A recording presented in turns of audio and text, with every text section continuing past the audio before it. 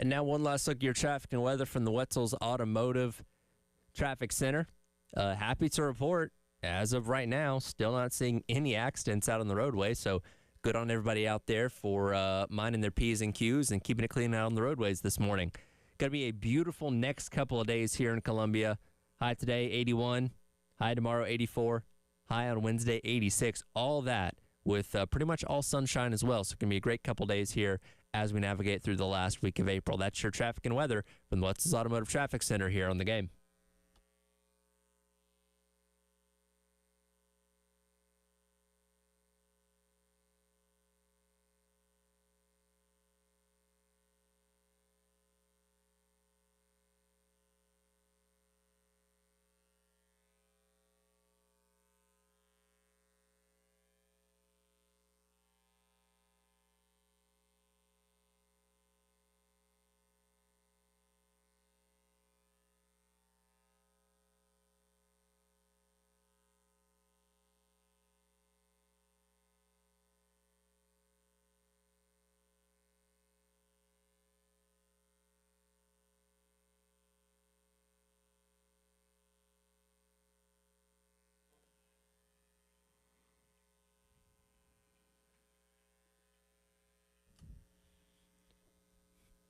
Nine o'clock on your Monday morning. Welcome in.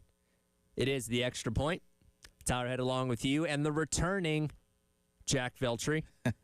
Appreciate Jalen Tart and Joe Machika for filling in for Jack.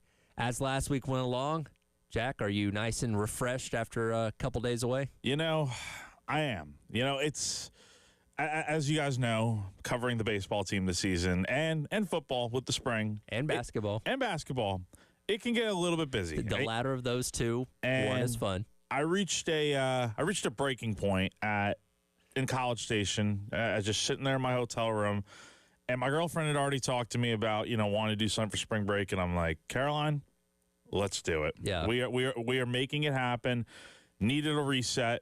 We had the last few days off. Went to Florida. Went to Disney. Had a fantastic time. Just a Not being on my phone and working was just a real joy for once, and we're back now, and I'm feeling ready to go. I'm ready to cover the rest of this baseball season.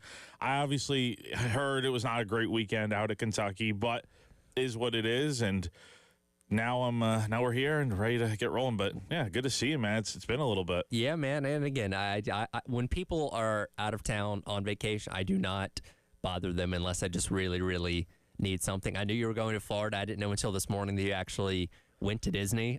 So that's fun. What do we get into at Disney? What was the go-to? Yeah, and again, I if you know me, I have gone a lot recently. Like I was just there a few months ago, but it's like, Caroline likes it too, and it's just like it just worked out to where we just both were like wanting to go and all that. But honestly, man, typically when we go, it's like we've been now 3 times. It's like we try to just go to the parks and that's that. But this time we just took rest days and stuff, and we went, we went this thing called monorail bar hopping. So they have the 3 main resorts, Polynesian, Grand Floridian, Contemporary, all in the monorail loop near Magic Kingdom. Yep. And they have all the bars there and stuff. So we just went around, drank, and it was a good time one night. That was fun.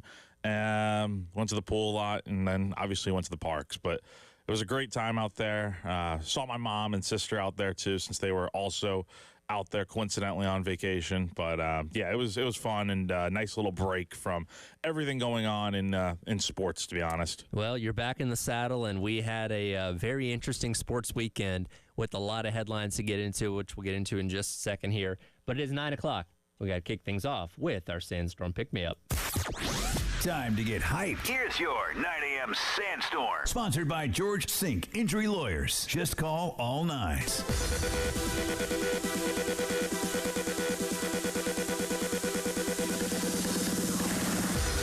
It is time for your 9 a.m. Sandstorm Pick-Me-Up, brought to you by South Carolina's largest injury law firm, George Sink Injury Lawyers. If you've been hurt in the car or at work, call George Sink now at 803-ALL-9s. NFL Draft this past weekend. We did come in a little disappointed on Friday morning, given the fact that no Gamecocks did go in the first round, but we did not have to wait very long on Friday evening to hear the first South Carolina player get their name called.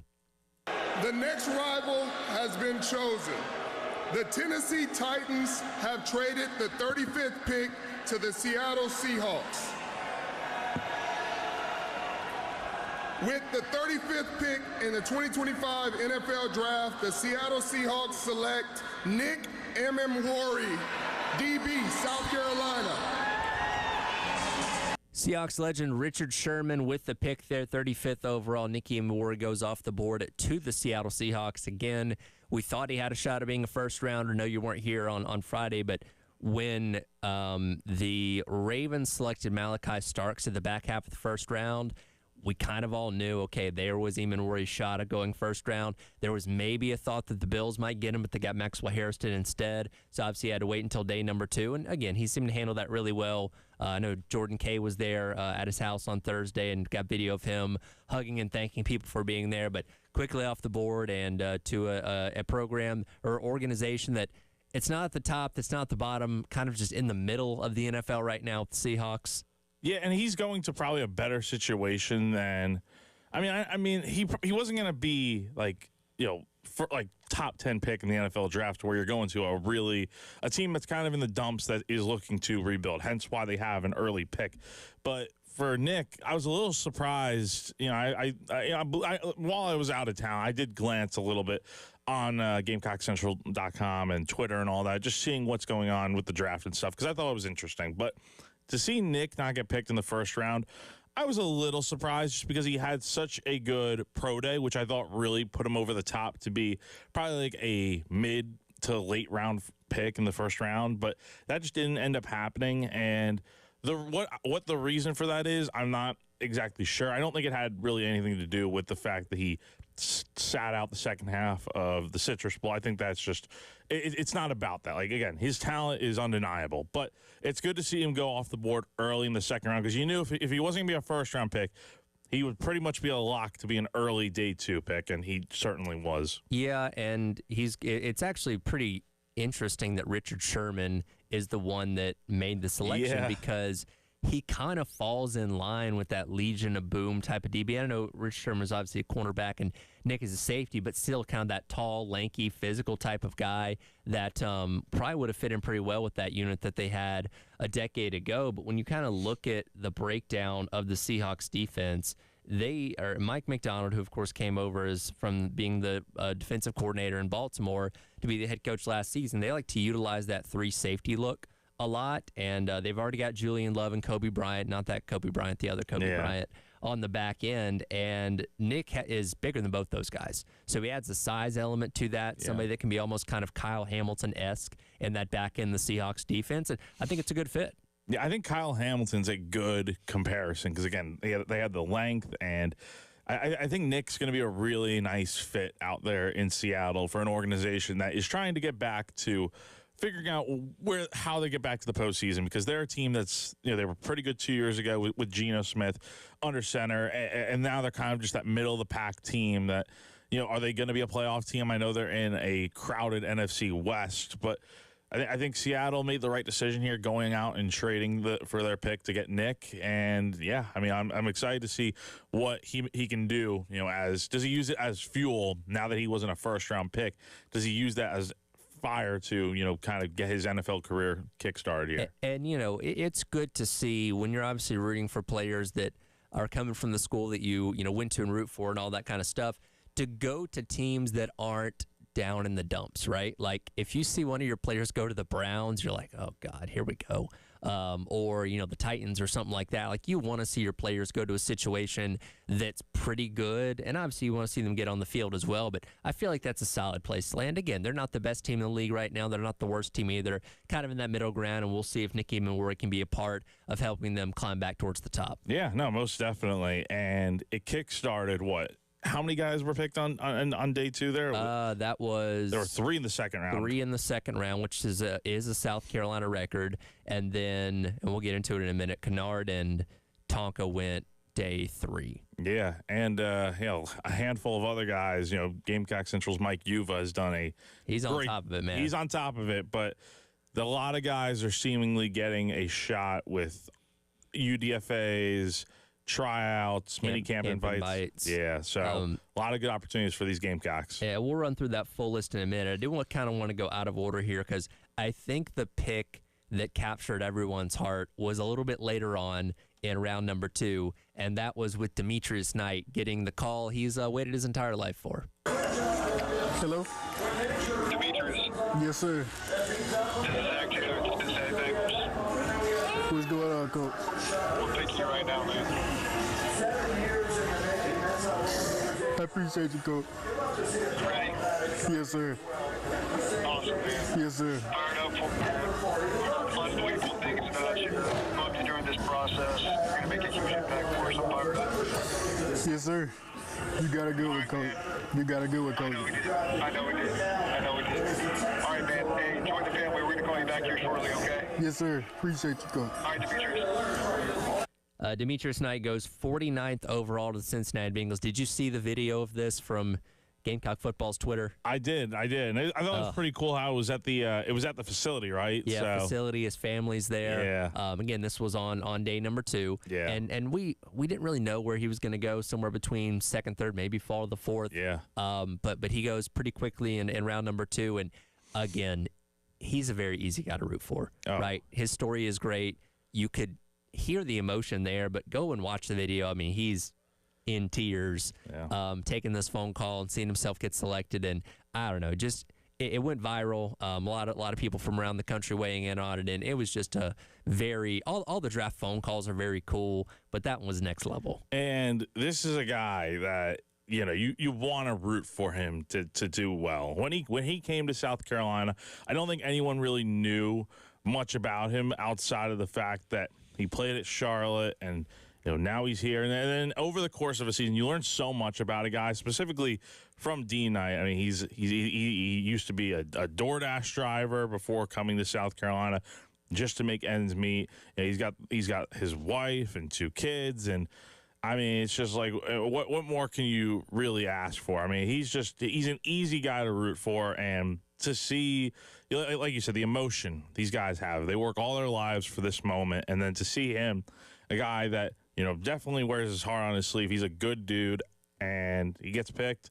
I mean, I think I was a little bit surprised. He was probably a higher second-round pick, but he deserves it. He's that good of a player, honestly, when you really think about it. And it's good to see him, getting reaping the rewards of everything he did coming to South Carolina. And it's very rare that somebody can come in and make the impact on the field and off the field that he did in 1 year here at South Carolina. Because, again, the play on the field speaks for itself. And, obviously, he's going to be forever remembered for sealing the Clemson game with that interception at the very end of that. But then, again, just being the person he was off the field, family guy, obviously, just I love listening to his press conferences because he always has such a good perspective on things. And he's going to be beloved here in Columbia pretty much forever. I don't think he's going to have to buy too many meals whenever he comes back into town.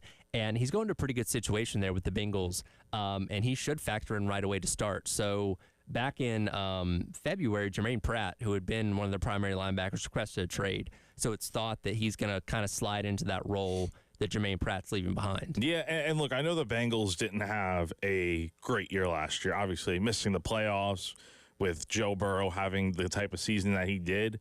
I mean, look, it's disappointing for Cincinnati to miss the playoffs last year, but I think getting D Knight, he's going into a good situation because, again, the AFC North, as we know, is very, very, very competitive with, outside of the Browns, the Steelers and the Ravens always make it tough in there, but I feel like D Knight going to Cincinnati is a nice addition there, and I could see him sliding in right away and, like you said, making a big impact. Yeah, so excited to see what happens with him there. We'll get into the other Gamecocks that did get selected over the weekend, including one to your favorite, the Buffalo Bills, as well in the second round with TJ Sanders. Quickly, though, you've watched football at Williams-Brice Stadium. Now you have a chance to play golf inside of it. Upper Deck Golf is coming to Columbia May 9th and 10th. You can enter for your chance to win a VIP 4-pack. All you need to do is go to the 1075 The Game Facebook page and upload a picture of you at a game inside Williams-Brice Stadium, and we will pick a winner from there. Again, 1075 The Game's Facebook page, and upload a picture of yourself at a game inside Williams-Brice Stadium for a chance to win the Upper Deck Golf experience at Willie B on May 9th and May 10th. It is the Extra Point. Tyler Head and Jack Feltry along with you on your Monday, recapping all things NFL Draft here on The Game.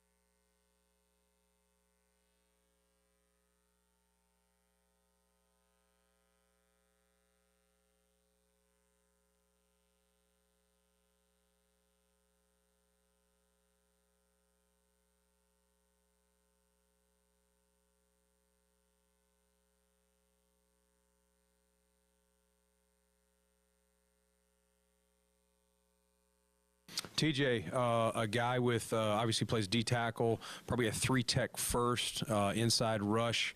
For us, kind of, he can play one. I would say his primary is 3, so he'd go 3 to 1. But we like the idea of adding another inside rusher, another guy to pair with Ed on clear passing downs. But we could still play him at 1 if we wanted to. I would just say position 1 would be a 3-tech.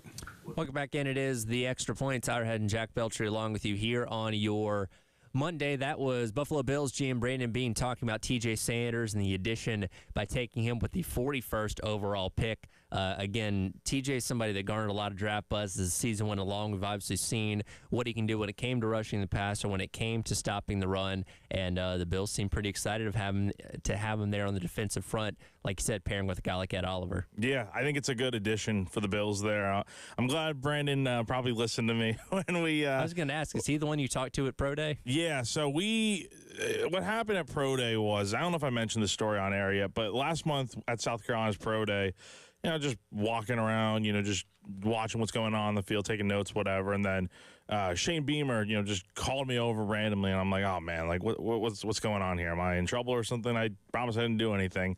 And then he's calling me over to introduce me to Brandon Beane. I thought that was really cool of him, so shout out to Shane for that. But yeah, talking to Brandon for a few minutes, just telling him about, look, there's a lot of good Gamecocks to draft, and TJ's a really good one here that fits what the Bills need. Obviously, I think they're a pretty good defense, but they need help, obviously, on the interior a little bit. And pairing him with a guy like Ed Oliver, really good idea there. And the Bills seem to be really draft heavy on the defense this draft. I mean, they drafted a lot of DBs, a lot of defensive players. I think they only took their only offensive pick, I think, was a wide receiver in the 7th round. So other than that, all defense. And TJ, I think, could be a really big part of that, especially in a position that really does rotate a lot. They got a right tackle in the 6th. Oh, and yes. then a tight end in the 5th as well. I did. I forgot about those picks. But mostly, yes, mostly defense. They went defense. They also got Deion Walker from Kentucky. So I thought that was a good pick there, too. It's almost kind of the opposite end of the spectrum. You have a little bit more of a slimmer, twitchier type of guy in TJ Sanders. Then you got all beef and Deion Walker. Yeah, getting Deion Walker that kind of late in the draft. I mean, honestly, I thought he would have been probably an earlier pick just because we had heard so much about him, going back to like last season when South Carolina went to Kentucky. Like, that's the guy to keep an eye on. But getting those two guys, getting TJ, TJ, I figured he'd probably be a day 2 pick, early day 2, and of course he was. But he's a guy that we've heard so much about for years now, being like, all right, he's definitely on the NFL draft radar, so being a early, maybe day 1 pick, maybe day 2, and it's good to see he's fitting in with the Bills here, as they definitely, it's a position of need for sure. And people also may have forgotten, the Bills also got Joey Bosa in the offseason to put at edge. Yeah. And I know he's had his injury stuff, but when he's healthy, he's still Joey Bosa. He's one of the best. So not that they needed a revamped defense, but a lot of reasons to be excited what their defense has this upcoming year. They needed a little bit of a refresh, retool to, you got to figure out a way to slow down some of these offenses in the AFC, specifically the Chiefs. And they weren't really able to do that last year in the postseason, and so getting some guys to kind of help with that a little bit. They definitely needed to revamp a little bit on defense, and they did. Elsewhere in the draft, you had Kyle Kennard going to the Los Angeles Chargers. Not a bad situation there. Now he's, and funny enough, he's going there from where Joey Bosa is obviously leaving, heading to the Bills. And look, he's going to be somebody that could potentially rotate in. They have, I'm going to mispronounce the name, Taipualotu, who had 8.5 sacks last year. You have Bud Dupree and Khalil Mack. They were the 6th best team when it came to sacks a year ago. So they already have pieces there. We'll see how Kennard can factor in and maybe rotate in, but he's not somebody that's going to come in and be a starter right away, it doesn't seem like. Were you surprised at all that, like, you see all the Gamecocks come off the board and stuff, and you're thinking, all right, the defensive player of the year, and the Nagurski Award winner, he's got to be picked somewhere in the 3rd round, maybe potentially. But he fell a little bit. It's like he's not going to be a day 3 pick, right? But I mean, it's one of those things in leading up to the draft, seeing projections, reading about his time out in Mobile at the Senior Bowl, pro day and all those kind of things, it kind of made sense. And I think we kind of get caught up in looking at the success you have in college, but that's not the end-all be-all when it comes to the NFL. They're truly looking at your body, your physique, obviously your technique. And look, some guys can get away with not having the best technique, but still wreaking havoc in college. And I'm not saying that Kennard was one of those guys, but it is kind of one of those instances of, just because you were super successful in college and won awards and stuff like that doesn't mean you're automatically going to be a first-round pick or whatever. But third, fourth round, that's kind of about where they had him slotted in reading a lot of the mock drafts. Yeah, and that makes sense. I mean, look, he is going to be a guy that I think you're right. I don't think he starts day one out in L.A., but I do think he's got the potential to be kind of a little bit of a star for them if he can, play to the level that we know he can. And he's, even before he came to South Carolina, I thought he was a very solid player out at Georgia Tech. And, the year he had last year, again, that's the main thing with a lot of these guys that we're talking about, like D Knight and Kennard and other players like that.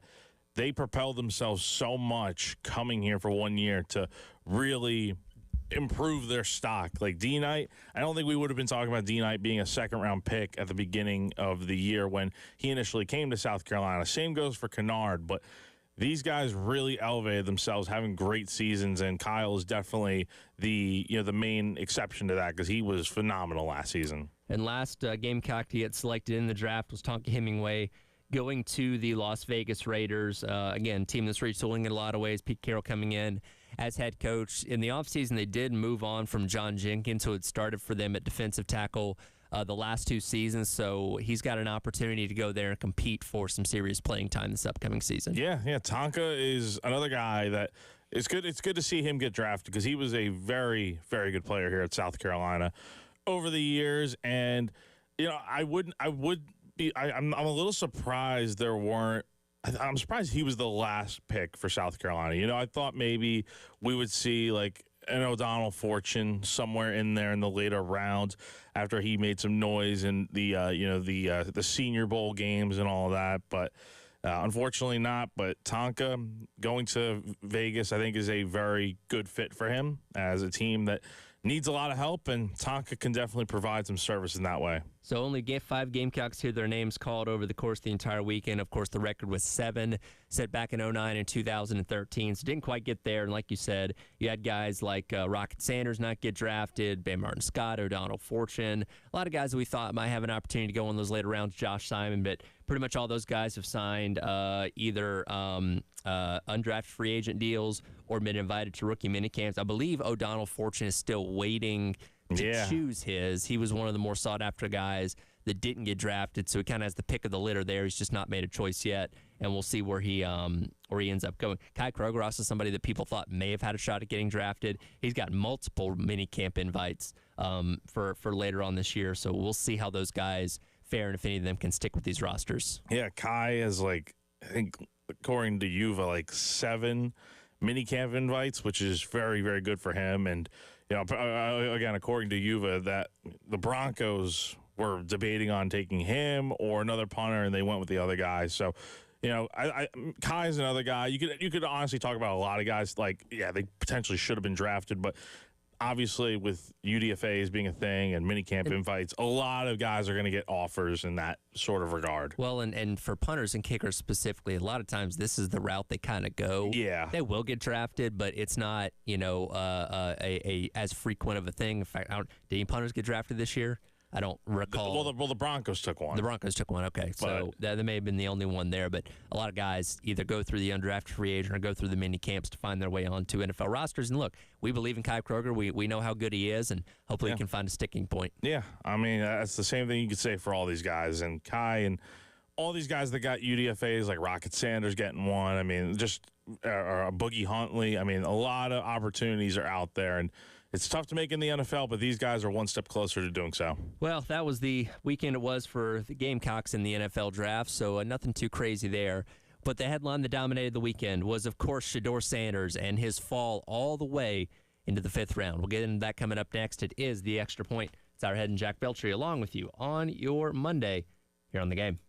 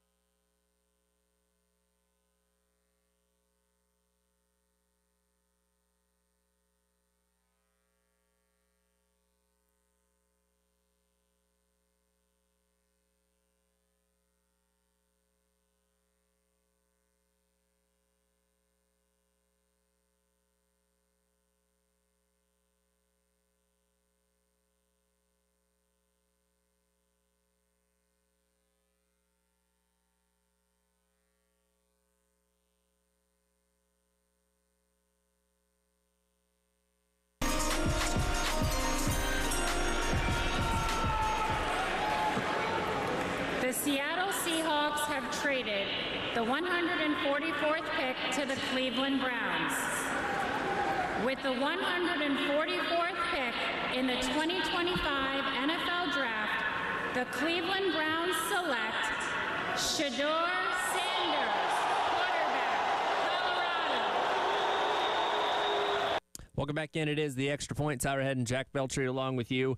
After 3 days, we finally heard Shedeur Sanders' name get called. 144th overall, 5th-round pick by the Cleveland Browns. This was the dominant headline of the entire weekend. We talked about this on Friday, Jack, that, it was not, I guess, overly shocking that he didn't go in the first round. ESPN certainly built it up that way.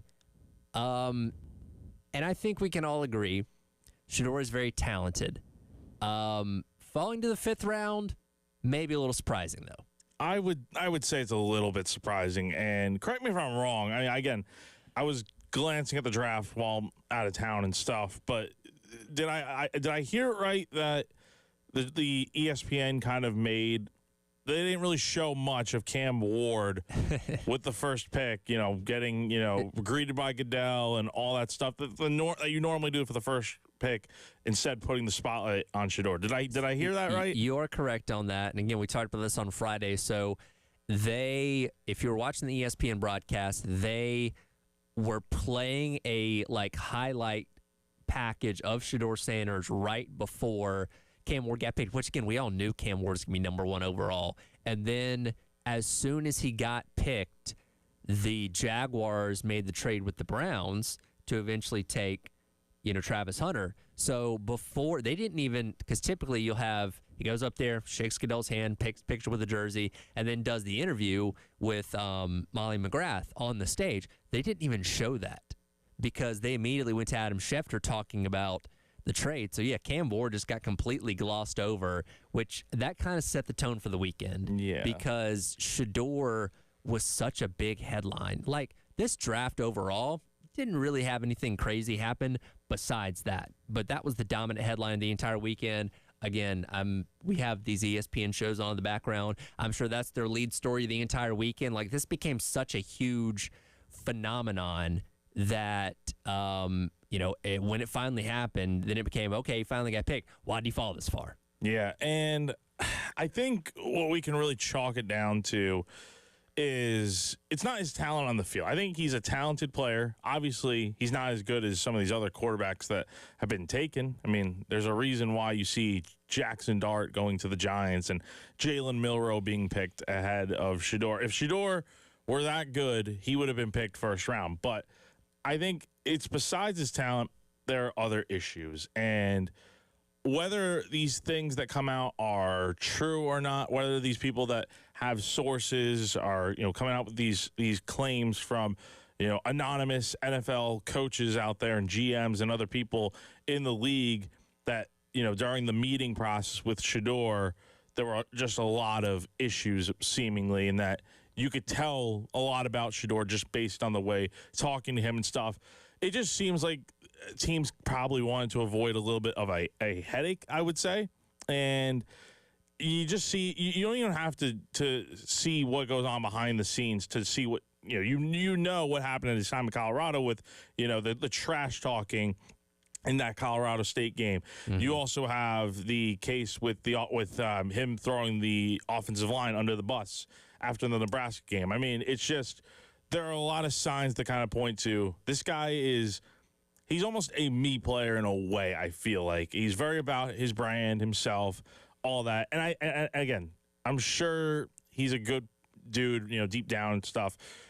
He's a decent player. He's a pretty good player. But obviously NFL teams did not want to have to deal with that. Also, not to mention his dad being Coach Prime, being who he is.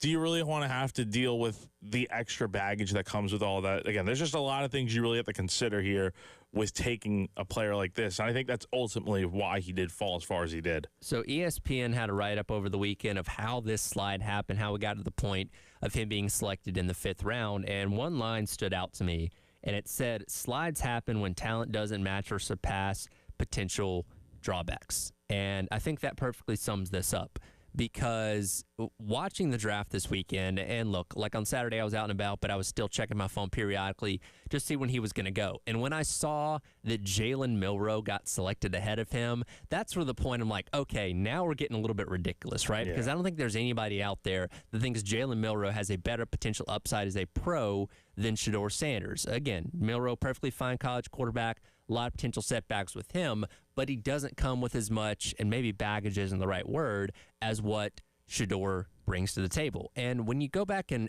read all these stories, all the stuff leading up to the draft, again, you mentioned some of the stuff of him throwing his offensive line under the bus, some of the things that he did when he was at Colorado. He walked off the field during one of their games. Now, it was like a blowout, but still, he left the field before the game was over, which that's always going to be a bad look. He only interviewed with a couple of different teams. He apparently had a very bad interview with the Giants, who he was apparently not prepared for it, and Brian Dable was upset with that, and didn't go too well there. At Pro Day, I don't know if you read about this, but they had like all the props set up for him there, and it really seemed to be all about him as opposed to the generational talent that was Travis Hunter that was also there. So you have all these things, his dad, and all the rumors of, hey, is Coach Prime going to go to the NFL one day, that I'm sure coaches don't want to deal with. So is it wrong that he got selected in the 5th round? Yeah, because I think he's a better talent than that, but I think this was the league kind of sending a message to a young player that, again, has had the spotlight around him his entire career up to this point. You're not bigger than the league, buddy. We are not going to let this circus come in and dominate the headlines. And again, the Browns have their own set of problems, and they have a loaded quarterback room now with just, 5 guys in it. So they'll have to deal with this in their own way. It is funny that they also selected Dylan Gabriel earlier in the draft, so I'm not sure how that's going to work out. But again, I just think it was your talent. Let's go back to 2015, right?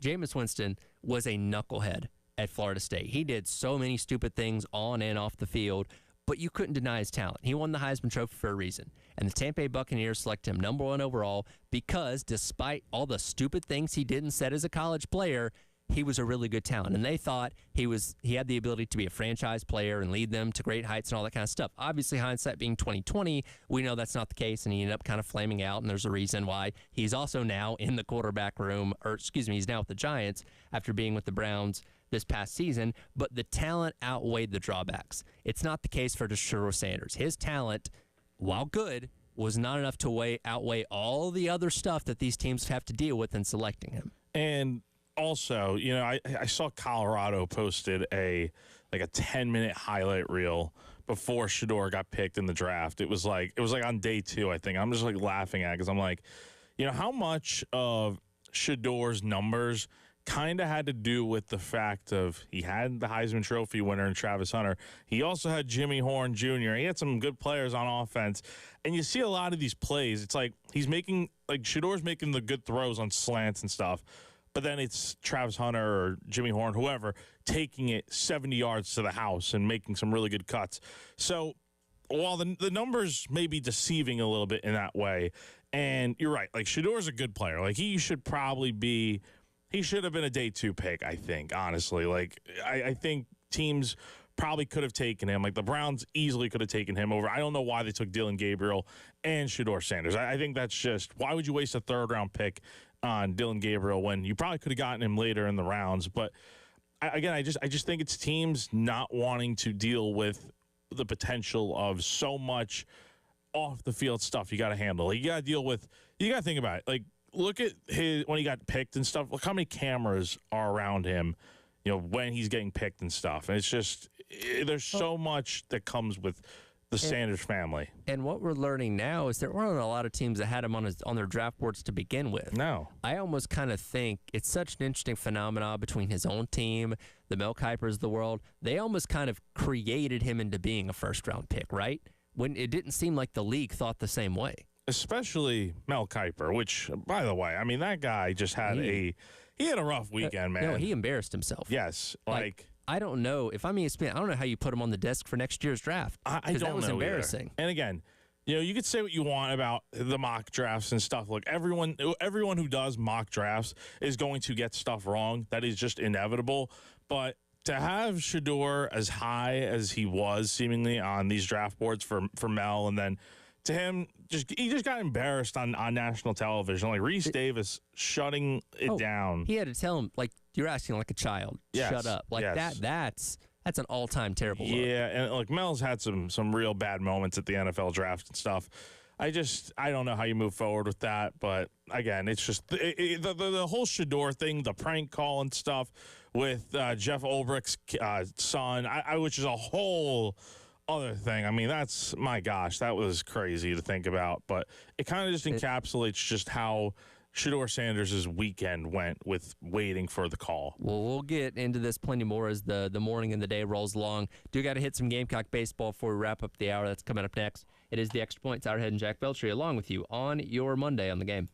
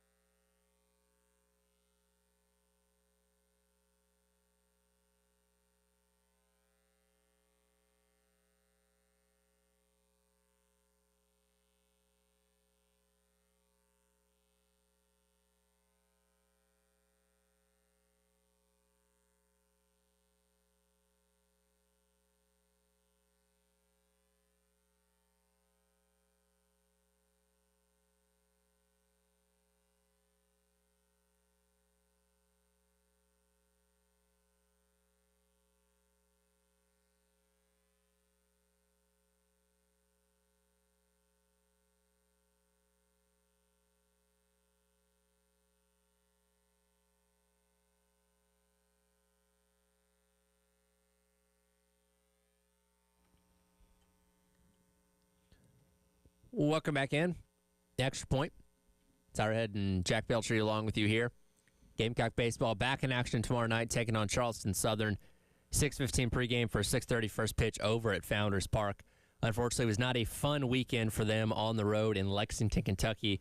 As we knew going in with 12 conference games left to play heading into the weekend, they were going to have to be almost perfect down the stretch to find a way to win probably in the neighborhood of about 10 of the last 12.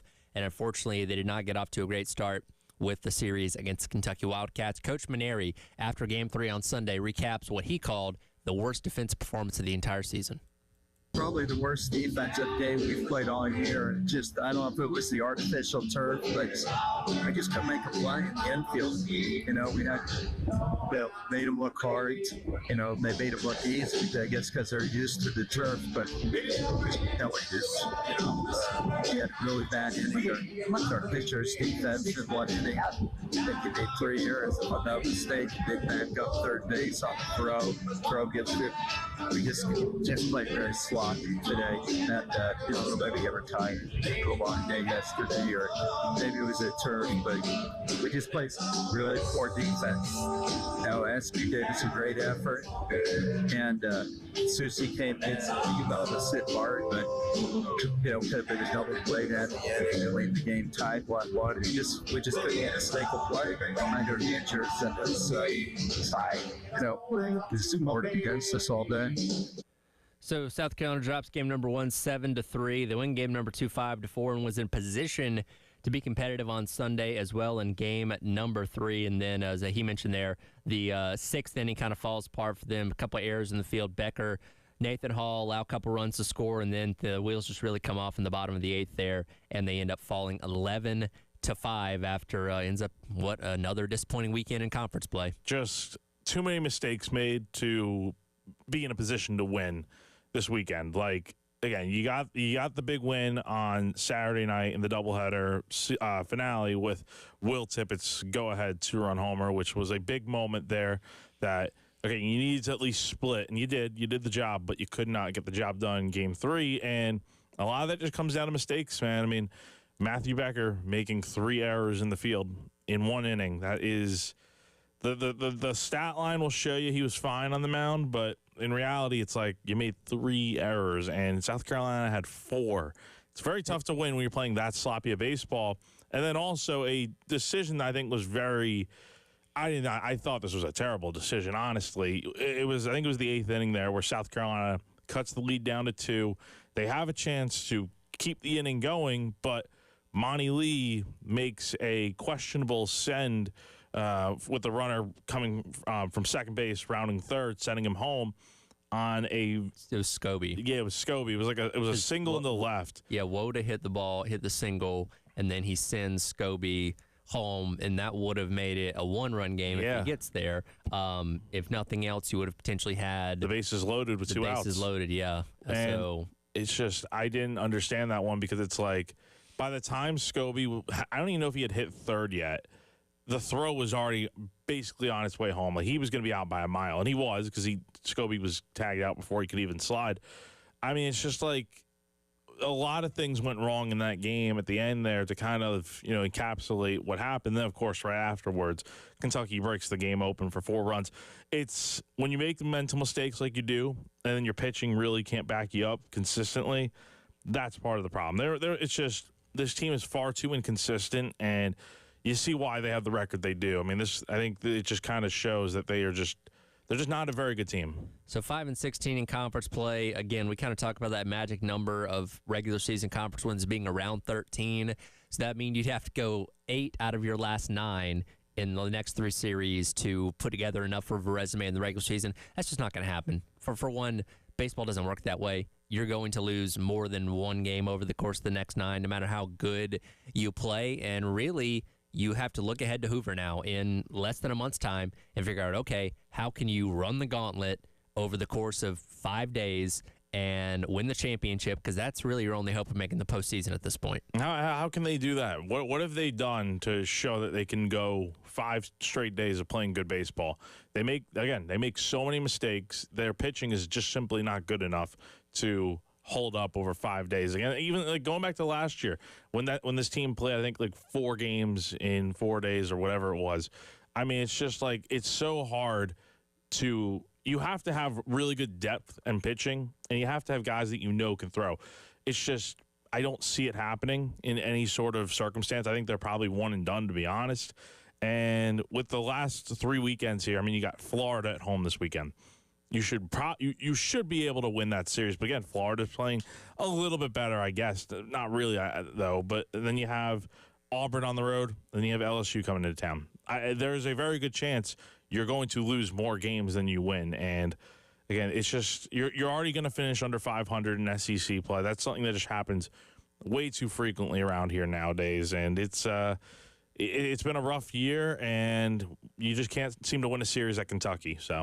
Again, that next game coming up tomorrow evening, taking on Charleston Southern. And, again, we'll see what they can do in Hoover here in a couple weeks. That kind of seems like the only hope.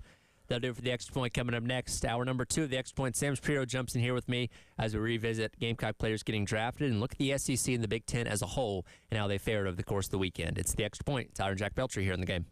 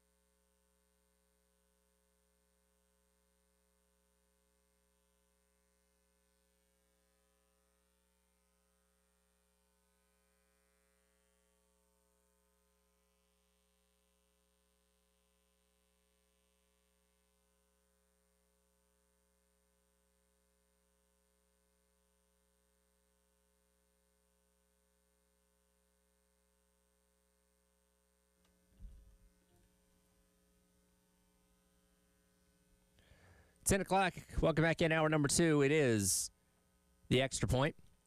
It's our head, Sam Shapiro, hanging out with him as he does each and every Monday as we continue to unpack what was a very eventful draft weekend in the NFL. You know, Sam, I typically am pretty locked in on round number 1 of the draft. You know, it's Thursday night. You know, you get to see all the star players of college football get their names called. And typically most years, I'm kind of in and out on the next 6 rounds, you know, checking my phone or maybe turn it on for a little bit. I feel like this year I was more invested than ever over what happened over the course of 3 days between Thursday through Saturday.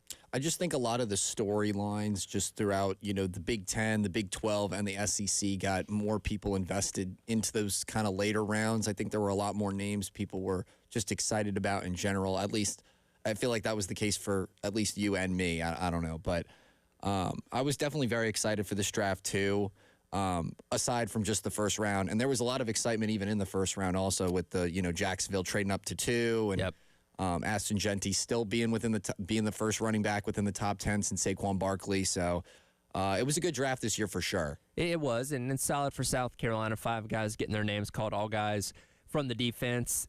We thought there was an opportunity for them to maybe rival the record of 7 from 2009 and 2013. But as you get into those later rounds of the draft, it's so, you know, hit or miss, right? Some guys may end up being 6th or 7th round picks. Some guys end up being undrafted free agents. And South Carolina had a lot of guys sign undrafted free agent deals with respective teams. Some guys getting camp invites as well. But in terms of the solid players getting drafted, it only ends up being 5 guys. And I'm not surprised to, you know, see they were all defensive players. You know, we've been talking about how strong this defense had been all year. 2 tackles, 2 linebackers, and a safety.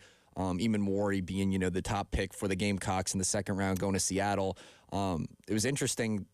ESPN was saying they had a pretty good draft overall, but it was also cool to see TJ Sanders go to Buffalo. You know, maybe we could see him picking up a Super Bowl in the next 2-3 years, depending on how they go. But Kyle Kennard going to the Chargers, I don't know why, it gave me like very weird Khalil Mack kind of vibes, because, I mean, he wasn't, you know, the same player he was on the Raiders or Chicago when he was there, but just seeing them take a linebacker, I mean, I don't know. And he's going to be playing with Khalil Mack out there in Los Angeles now as kind of a rotational piece. I don't think he's going to be a starter right away. Certainly going to have an opportunity because Joey Bosa has obviously moved on, and he's now with the, with the Buffalo Bills. But I do think it's interesting. Outside of Tonka Hemingway, though, I put a lot of faith in Pete Carroll as a coach because he was obviously very successful in his time at Seattle. With the exception of Tonkin and Las Vegas, the other 4 guys are going into pretty solid situations. Seattle's a good to decent team that's always in contention for the playoffs. Obviously, the Bills on the cusp of making a Super Bowl if they can get past, you know, Patrick Mahomes at some point. The Bengals went to a Super Bowl a couple years ago, very solid team in their own right. And then the Chargers with one of the best head coaching minds in the NFL now with Jim Harbaugh, made the playoffs this past year, certainly on the rise as of right now. So good to see players from Carolina go to mostly good situations. Yeah, they're very lucky, and it's funny, they're going to teams that have all great quarterbacks in a quarterback-dominated league. Seahawks just getting Sam Darnold. The Bills, obviously, you know, we'll Josh see about Allen. Sam Darnold. We think he's turned a corner, but we'll see. The optimist in me is hoping that he has, just because, I don't know, former Jets player. If he couldn't succeed with us, I wish him the best anywhere else. But, yeah, the situation with Joe Burrow and Justin Herbert in Cincinnati and I almost said San Diego, Los Angeles, respectively. I mean, they're kind of entering good position. They're entering, like you said, good situations. So defensively, I think their jobs will be a little bit easier just because of the crews they're kind of going with, and I guess who's kind of driving that ship forward for them. And, of course, South Carolina being in the SEC, we expected to see a lot of their names called, which they certainly were.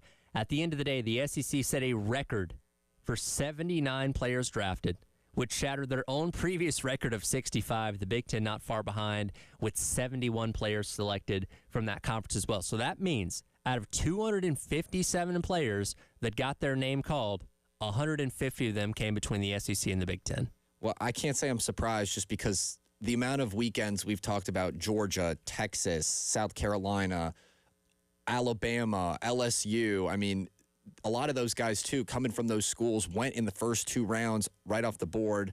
And I know the SEC was also really powerful, but I think Ohio State had the most picks out of any program with 14, and then they had 13 picks in the first 5 rounds. But I can't say I'm surprised that the SEC pretty much dominated the pool by a landslide.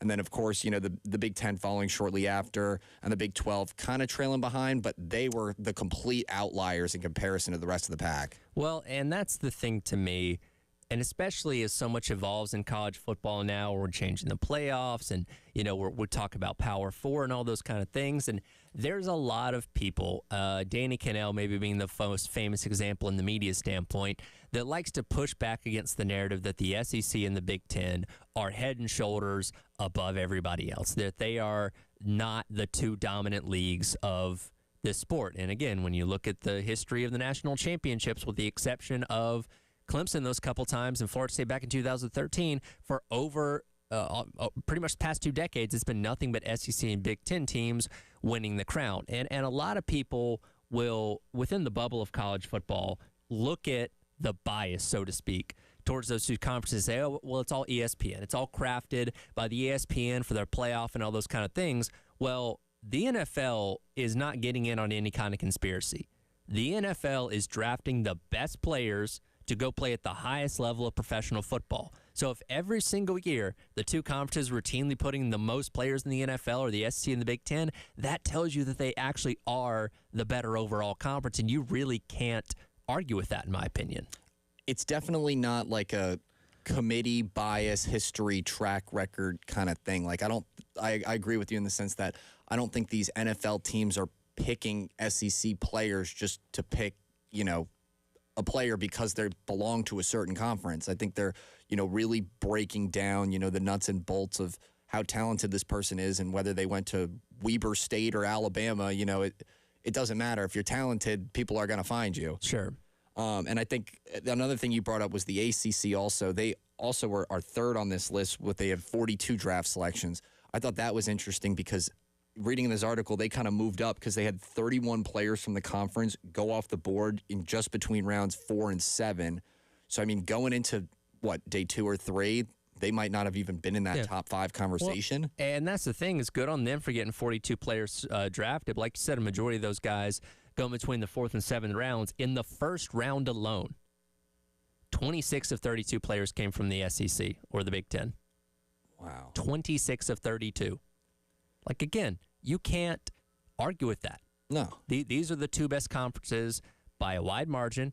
And look, I don't know where college sports is going to go the next couple of years. Are they going to break off and do their own thing and form an NFL light? Maybe. They could if they wanted to, I guess. But it's going to come up again later on this year when we're talking about the committee and getting into the playoff and all these kind of things. People saying, well, there's an SEC bias or the Big Ten's not that good. Yeah, they are.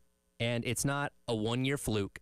The SEC alone has put the most players in the NFL in every single draft for like the past 15 years. Like, this isn't changing anytime soon. And, yeah, you can make the pushback that, well, some of those players transferred in. Yeah, because they're thought of as being high-caliber players, and they end up at SEC schools where they end their careers. Like, you can't poke holes in this. They're the two best conferences. They'll continue to be the two best conferences. And, quite frankly, the ACC and the Big 12 are doing all they can to hang on and not fall further behind.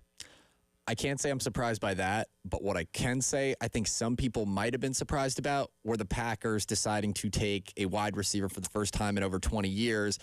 Fittingly, that it would be an SEC player as well in Matt Golden. Matthew Golden, which, by the way, that's a steal for being as late in the draft as that was. And I can only imagine how frustrated Aaron Rodgers must have been. Oh, my God. Because he was asking for that every single year. The last couple of years he was there, like, can you get me a high-caliber wide receiver early in the draft? And for whatever reason, they refused to do it. But good for them. Jordan Love's got a new target to throw to. I'm excited to watch him because Matthew Golden is obviously a really, really great player when he was at Texas. But once again, there's your SEC. Again, the majority of the players that made the most headlines outside of Cam Ward being number 1 overall and Shedeur Sanders in his fall, which we'll get into here in a moment, were SEC players just being really good SEC players.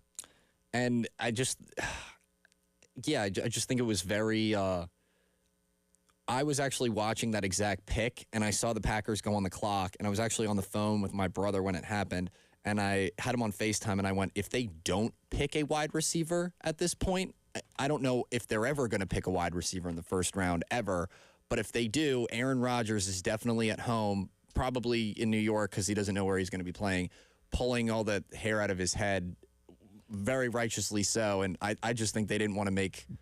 I don't think they wanted to find out if the Jordan Love experiment was going to be the same kind of narrative. So I was happy to see them take a wide receiver off the board in the first round. Yeah, and again, Jordan Love doing a very solid job. Obviously, dealt with some injuries last year, but there's no doubt that he's the future of the Packers. And again, you add another weapon on offense for him to throw to. It's only seems positive to me. I just hope that. So it was interesting. I know we're kind of going to dive into this like in the next segment, but I just think a lot of I don't think the Browns had as good as a draft as people are saying they necessarily did, just because, I don't know, well, taking multiple quarterbacks wouldn't necessarily be the worst thing in the world, but I think it was cool that they ended up going with the edge rusher, adding onto that defense. Yeah, we'll get into their draft grade coming up here in a little bit, but I do want to dive back into the whole Shedeur saga. I'll also let you listen to hear from Todd McShay on why exactly Shedeur may have fallen as far as he did in the draft. We'll get that coming up next. It is the Extra Point, Tyler Head and Sam Shapiro, along with you on your Monday here on The Game.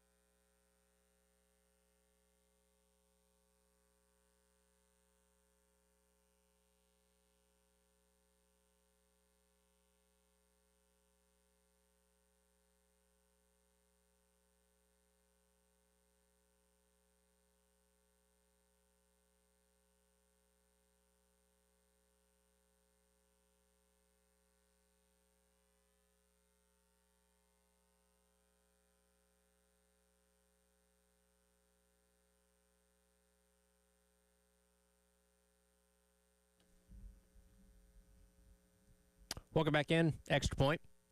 Tyred and Sam Shapiro along with you here on your Monday on the Game. Appreciate everybody checking us out on the Game TV, powered by Integrated Media and sponsored by our friends over at Shepherd's Glass. Of course, Shedeur Sanders was the biggest headline of the entire weekend when it came to the NFL draft and his slide from potentially being a first-round pick to going all the way to the fifth round, being drafted 144th overall by the Cleveland Browns. A lot of reporting going into the weekend and coming away from the weekend on why exactly this ended up happening. I want to play a clip. This is from Todd McShay's podcast from the weekend on why exactly Shedeur fell and also detailing the bad interview that he supposedly had with the New York Giants. Here is Todd McShay on his interview on his podcast over the weekend. Was there any breaking news? Right. Nothing breaking, but I'm starting. I read a couple people are like, Shedeur is in play at number 3. Shedeur's not in play at 3. Shedeur's not in play with the New York Giants, as far as I'm told. Shedeur didn't have a great interview with Brian Daboll in a private visit. An install package came in. The preparation wasn't there for it. Got called out on it. Didn't like that. Brian didn't appreciate him not liking it. I've said this before, and it started at the Combine, and a couple days after the Combine, I don't like saying report. Like, we don't report anything. I shared information that I got that I know if I'm getting it, that information people that are in this business that are really great at their job and talking to a lot of the same people I'm talking to, and probably more. I know more.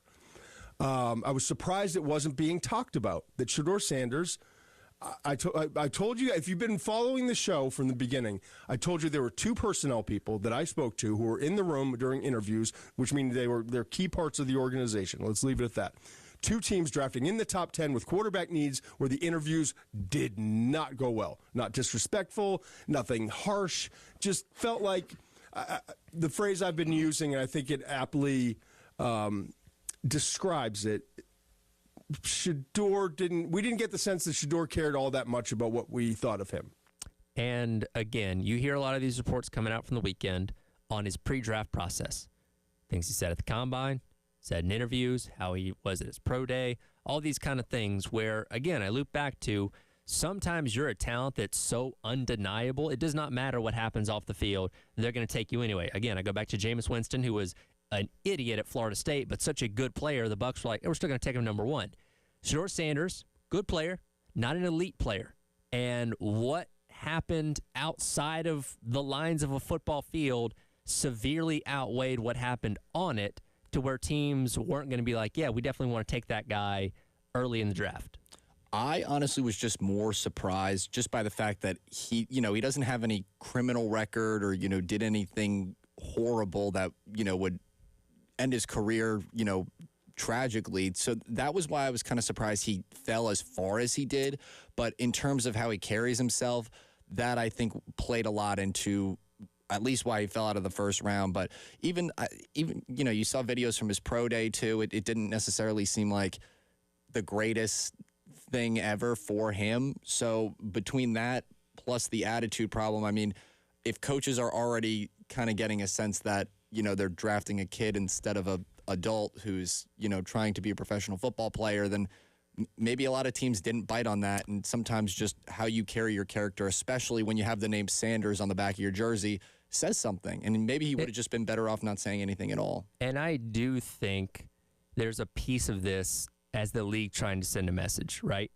Because, look, I think it's ridiculous that he fell to the 5th round, because I think he's got a lot better pro potential upside than like a Jalen Milroe who went 3rd round to the Seahawks. So when that pick happened, I was like, okay, now we're getting a little bit ridiculous. But again, if you start to garner a negative reputation around the league, that goes everywhere.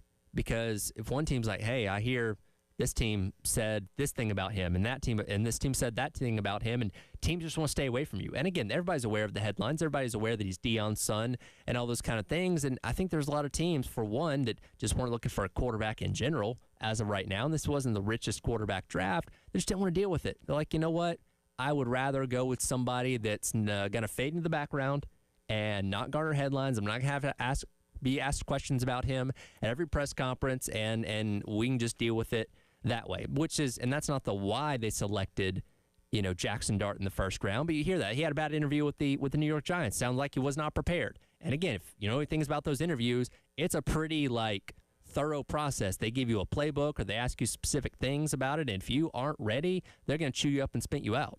So, and again, people are going to go in a lot of different directions about this and why this happened, why that happened, but at the end of the day, I keep going back to what I read in the ESPN article that kind of broke this down over the weekend, where it says slides happen when talent doesn't match or surpass potential drawbacks. And that's exactly the case here, because as good of a player as he is, and he may go on to have an incredible NFL career, but it wasn't enough. What we saw at Colorado was not enough to outweigh all the other factors that go into drafting Shedeur Sanders.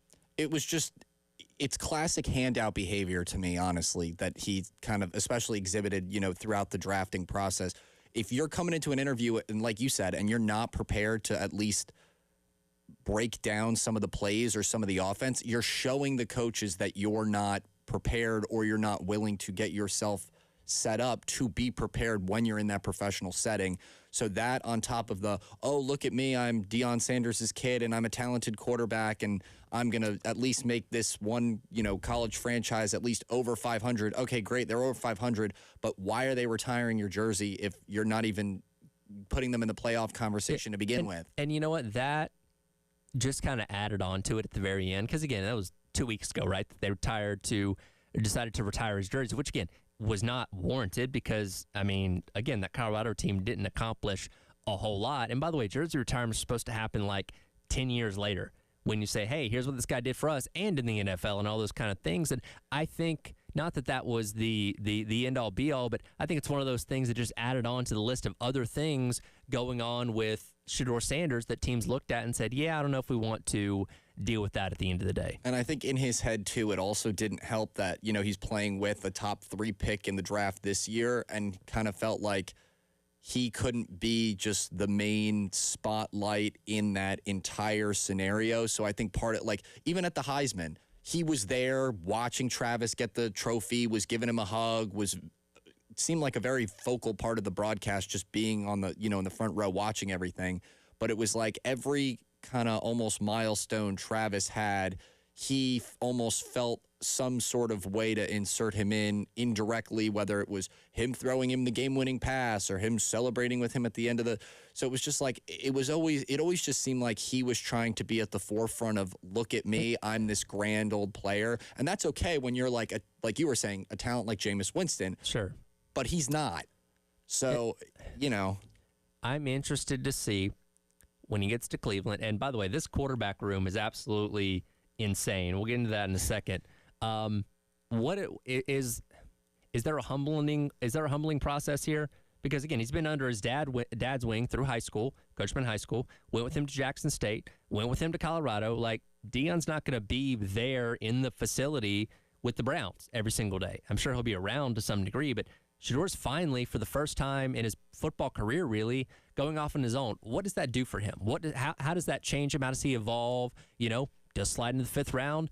Give him a different perspective on things. It's going to be interesting to see how he handles this and what his thoughts on this are going forward. You know what I mean? Because, again, he's kind of been at the forefront of the spotlight and been a good enough player to command that up to this point. But now you're in the NFL. Everybody's good. Everybody's elite. And right now, you haven't earned that yet. So how do you go about that is my question. And that quarterback room is going to be, quite honestly, the ultimate test he might need. He's going to be competing with Dylan Gabriel, who's pretty much in the exact same shoes as him, but then he's also going to be competing with Kenny Pickett, who was in his shoes just a couple seasons prior and is looking for his big break on a roster. And then you have Joe Flacco, who's, kind of on his way out, maybe showing, some of the younger guys his ropes, but he's probably going to get the nod to start week 1 just because he's got the most veteran experience, assuming they're not, they're kind of moving on from Deshaun Watson at this point, hopefully.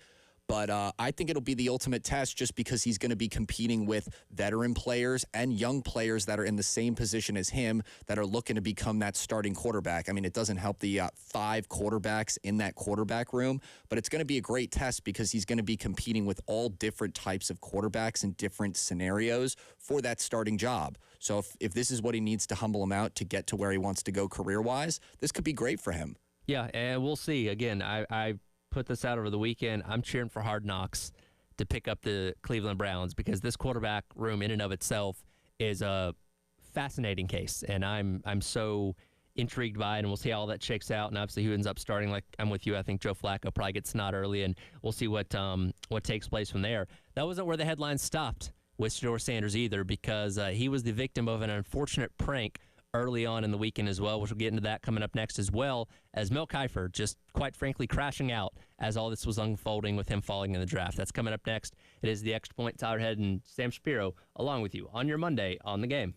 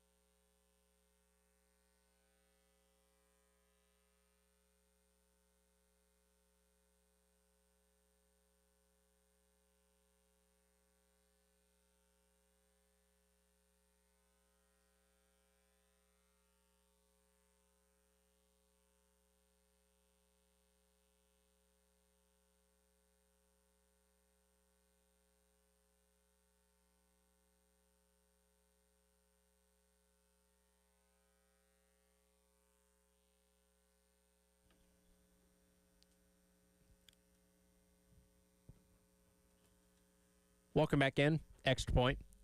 It's our head, Sam Shapiro, hanging out with you on your Monday, recapping the NFL draft weekend, and that's where our Who Sprung a Leak comes into play here.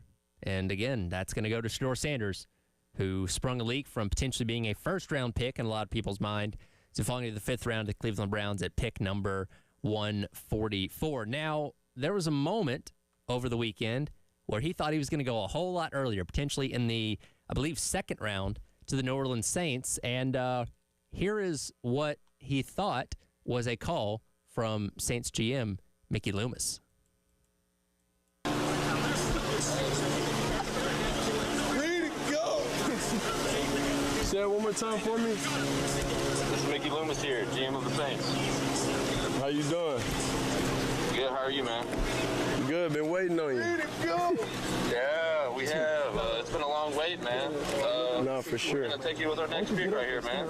Yeah. Yes, sir. Let's be legendary. Yeah, but you're going to have to wait a little bit longer, man. Okay. Sorry about that. So, if you haven't seen already, that was a prank phone call to Shedeur Sanders on Friday for somebody pretending to be Mickey Loomis. Now, this garnered a lot of headlines because that phone number was supposed to be private, only being shared within the circle of the NFL. As we would come to find out over the course of the weekend, that wasn't just some random kid. That was Jax Ulbrich, the son of Falcons defensive coordinator Jeff Ulbrich, who apparently was visiting his parents, saw Shedeur's number on an unlocked iPad, and as well as a couple other numbers of draft prospects, proceeded to write them down. And it's not just the fact that he did this, right? He live streamed it. It was on his Instagram or whatever. So, like, you put this out there for people to see. And look, I enjoy a good prank phone call as much as the next person, but don't incriminate yourself by doing it. The point is, they're never supposed to know who it is on the other side. Why? And he put out some dumb statement, I regret my actions, I'm so sorry, it's embarrassment to my family and all that kind of stuff. The Falcons had to issue an apology for what their defensive coordinator's son did. This is all just so stupid, right? Literally from beginning to end, the entire thing is just so stupid. Like, nobody has anything to gain from this. If anything, it's not only embarrassing Shedeur, it's embarrassing, like you said, the entire Falcons organization. Who, by the way, actually had a decent draft for once and looked like they would come out of the weekend unscathed, but then this happens. It's unfortunate when you see stuff like this happen because in the moment, I mean, he probably thought it was a funny phone call to initially share. But even in the phone call, what we were talking about in the last block, he's saying, oh, yeah, let's be legendary. Blah, blah, blah. Like, dude, how about thank you so much for this great opportunity. I'm so excited to get started. But even like Jax Ulbrich didn't really do anything overly funny in the call. So like the point of a prank phone call, we've all made them, right? Right. Is to say something funny or give a funny name or something ridiculous out there that people can laugh at. All he said was, you're going to have to wait a little bit longer, and then hung up. Which, like, and again, like, a good prank phone call is one that you know is a prank phone call as soon as it ends. But, like, you listen to the clip there with Shedeur and his team, they're like, what? He said, wait a little bit. What does that mean? Like, it took a minute to realize they'd actually been pranked. Like, clearly Jeff Ulbrich's son did not have a plan for what he was going to say when he got to the end of the thing. He just said that and then hung up. Like, the execution of the prank itself was poor. Yeah, I would give it a 2 out of 10 on that one, Tyler. I think sometimes when maybe he was shocked he actually answered. That's what I'm saying. Yeah, I was going to say maybe when he was calling, he wasn't expecting him to be like, oh, my God, I'm getting picked. And then when he realized that he didn't realize it was a prank, he was just kind of like, I think he kind of froze a little bit, which, I mean, in any position like that, I think anybody would. This is the first scenario like this I've ever heard of happening in any professional sports draft. So I just think, rightfully so, he kind of froze, but I think it would have just been better off if he didn't do it at all. Just wild weekend on all fronts. And speaking of crazy and kind of dumb, Mel Kiper. What a weekend did Mel Kiper have? And once Shedeur finally got picked at pick number 144, Mel Kiper was not done with his anger of what happened over the course of the weekend. And here is a little clip of his rant on how he thinks the NFL evaluates quarterbacks. The NFL has been clueless for 50 years when it comes to evaluating quarterback. Clueless. They have no idea what they're doing in terms of evaluating quarterback. That's proof. There's proof of that. How many when they say we know exactly what we're talking about with quarterback, they don't. You know, the old saying goes, for those that lives in glass houses shouldn't throw stones. Mel Kiper, I think, is throwing a boulder at this point because, and look, his whole thing is the draft, right? 365 days a year, he's projecting, he's putting out mock drafts. This is the time of year when he shines and when people want his analysis more than any other. He's on the desk at ESPN during the draft for a reason because he's the guy that knows about every single player. But sometimes he hitches his wagon to some of these guys that he refuses to budge on. And I've never seen it like this before because going back to Thursday night in the first round, he was already losing his mind. I can't believe the Steelers didn't get him. I can't believe this team didn't get him. He was already being angry that Shedeur had not gone as of yet, and that carried over all the way to Saturday. And that little 15-second clip was just a part of the crash out. The longer clip was basically Reese Davis and Louis Riddick telling him to shut up, that he's acting like a child and shouldn't be doing this on national television. Mel Kiper embarrassed himself this weekend. Again, he's the draft guru and all this kind of stuff, but like if I'm ESPN, I'm having a tough time putting him on the desk next year because that was awful. Yeah, you can't get upset when your takes don't manifest. I mean, that's just the nature of the business. But you also, I feel like, have to kind of take what he says with a grain of salt. I mean, this is the guy that also said Lamar Jackson should convert and be a wide receiver. He said if Jimmy Clausen does not end up being an amazing quarterback, I'll quit my job. Which, how'd that end up working out? Well, he's still employed, but, I mean, I just think you have to take, unfortunately, what he says with a grain of salt because I get it. Look, he's related, Shedeur's related to one of the best natural athletes the sport's ever seen, and that says something. But you can't throw a fit if that doesn't manifest just in time for the NFL draft, and there are 32 teams in the NFL that agree with what you have to say.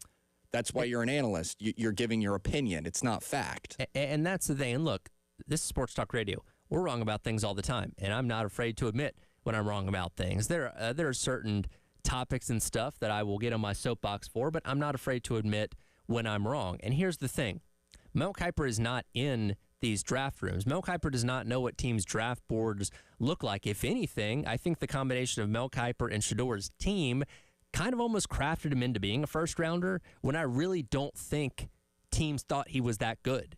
You know what I mean? Again, I think he shouldn't have fallen all the way to the 5th round, but I think it's almost this like circus that created him into a first-rounder when he otherwise shouldn't have been considered that. Well, that's why I said when I came in this morning, I said, well, the media's first-round quarterback ended up becoming an actual 5th-round quarterback, and I think it was a lot of this narrative that they were just trying to paint him as a more talented player than he actually was, and I don't know if that was just from storylines that kind of developed, from when he moved from Jackson State, and then just kind of came with Travis Hunter and, the Dion train. It was also unfortunate. It kind of took away from his brother Shiloh getting drafted from the Buccaneers, too. Well, he was an undrafted free agent. He signed with them. But, Shedeur Sanders is one of the bigger names in college football this past 2 years. Really, there's a reason why there's hype in media surrounding him, in addition to being Dion's son. But I think if he's Shedeur Smith and we're still looking at the same record, the same measurables and all that kind of stuff, I don't know if he's getting the same kind of draft buzz. You know what I mean? I almost feel like him being a first rounder was fabricated. And I think Mel Kiper had a lot to do with that. I agree with you. And him going back to Kiper and what he said about quarterbacks in the NFL not knowing how to analyze them. Over the last 6, 7 draft classes, we've seen multiple first-round picks just be straight-up quarterbacks. I think last year was the most quarterbacks that were taken in a first round. In the first 12 picks. Right. Yeah. So how are you going to say teams don't know how to pick? This was the first year in at least 3 or 4 where I felt like the top 10 teams weren't so quarterback hungry. I mean, granted, the pool was a lot smaller this year than in years comparison, but how can you say teams don't know how to take quarterbacks when the last 6, 7 years, most of the teams in the front of the pack are gunning for quarterbacks, and this is just the first year that a lot of these programs don't need that. And just for good measure, here's Mel Kiper in 2014 giving his projections on Johnny Manziel. I'm going to go with Johnny Manziel, and I'm going to say Johnny Manziel for this reason. When you talk to people in the league, I get a consensus on Manziel that I don't get with Bortles or Bridgewater. A consensus that Manziel at worst is going 5. He's going in the top 5 somewhere. And Johnny Manziel is a magician on the field. If he eats, sleeps, and drinks football 365 days a year, to me, he can be a very good to great player in the NFL. And today's NFL kind of suits his skill set very effectively and very well. Hey, Sam, how did Johnny Manziel's NFL career go? Well, he didn't eat, sleep, and drink football for 365 days. No, he drank. It just wasn't football. Yeah, so not that great. And look, there's nothing wrong with being wrong. And again, we work in media. We're wrong about things. That's part of it. And I'm not afraid to admit when I'm wrong. But for Mel Kiper to go on the road on Saturday of everybody else is an idiot except me, when you yourself have also never been an NFL coach, you've never been a talent scout / evaluator within an NFL organization, not your best look. And again, I think the ESPN's in a position next year where they seriously have to consider his role or reconsider his role in the draft process because what he did was embarrassing. That was awful. And again, when other grown men on your desk panel are telling you to shut up because you're acting like a child, that's a bad look. Yeah, it's really not a good look.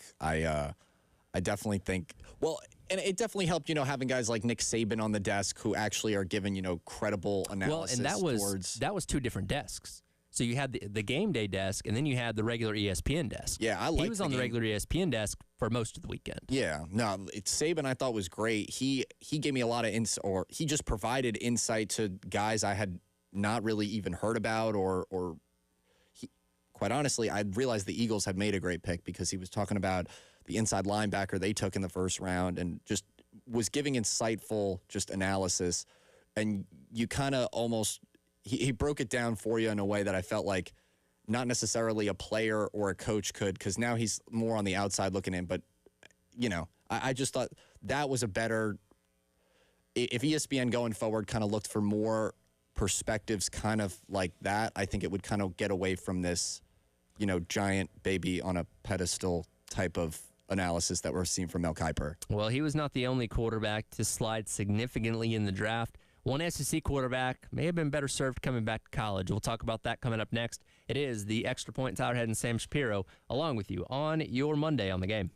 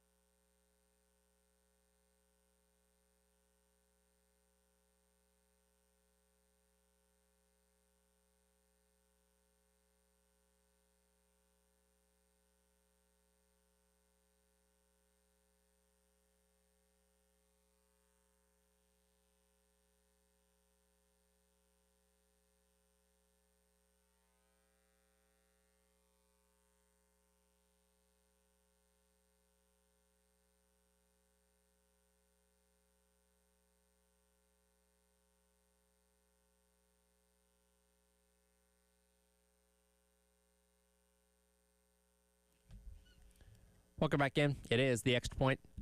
Tyler Ed and Sam Shapiro along with you here on your Monday, breaking down all things NFL draft. Before we get back into that, you watched football at Williams-Brice Stadium. Now you have a chance to play golf inside of it. Upper Deck Golf is coming to Columbia May 9th and 10th. You have a chance to win a VIP 4-pack if you go to our 1075 The Game Facebook page and upload a picture of yourself at a game at Williams-Brice Stadium. You could win those tickets. We'll notify our winners coming up on Tuesday, May the 6th. Again, Upper Deck Golf at Willie B on May 9th and May 10th. I mentioned earlier, 79 SEC players got their names called over the weekend. One of the final ones was Quinn Ewers, quarterback out of Texas, falling all the way into the 7th round, pick 231 to the Miami Dolphins. Here's Louis Riddick talking about the evaluation of Quinn Ewers and, quite frankly, saying, yeah, he just didn't really do it for me. I just look personally. I just didn't see it. I just didn't see. Look, and I'm not someone who gets too caught up in horsepower in someone's arm, right? Because I think it's about passing the football, not throwing the football. But it just never seemed like he was able to really just put any juice on it. The play style just seemed so lethargic, and it just seemed so like in the NFL that they would eat him up. If it wasn't open for him immediately, it reminded me a little bit of it was like little Chad Pennington-esque, but Chad was a very effective quarterback. Quinn just didn't do it for me. I just don't know what the projection really looks like for him. I don't ever see him being a starter in the NFL, quite honestly, and I'm not surprised to see him sitting here still without a team.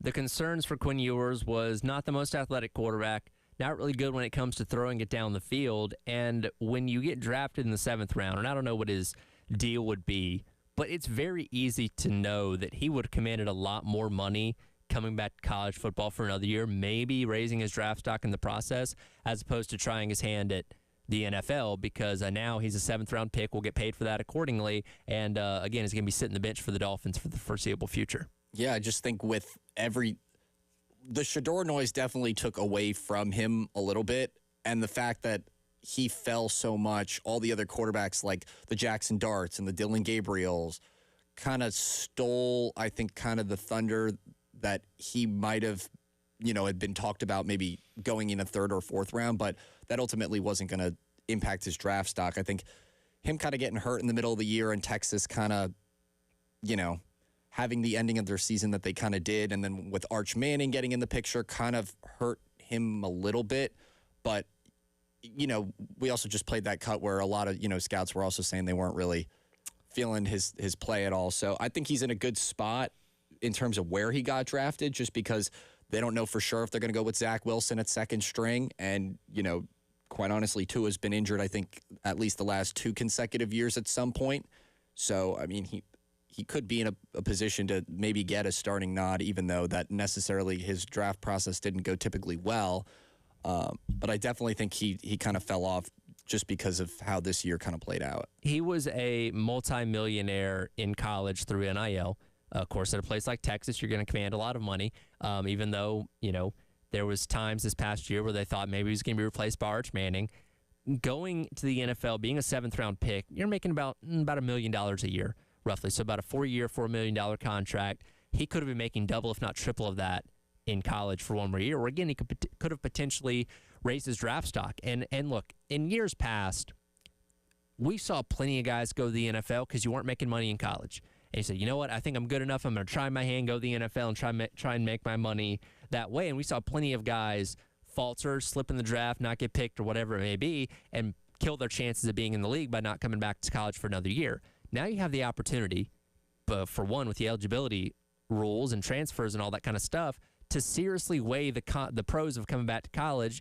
And for a guy like Ewers, who could have made more money as a college quarterback for one more year than his first year in the NFL, it probably would have benefited him. And now, obviously, you can't turn back. You're with the Dolphins now, but you seriously got to wonder what he could have done with one more year in college, likely not at Texas, but somewhere else. And this is, I think, going to be a big debate going forward that we see a lot more just because of how new NIL is.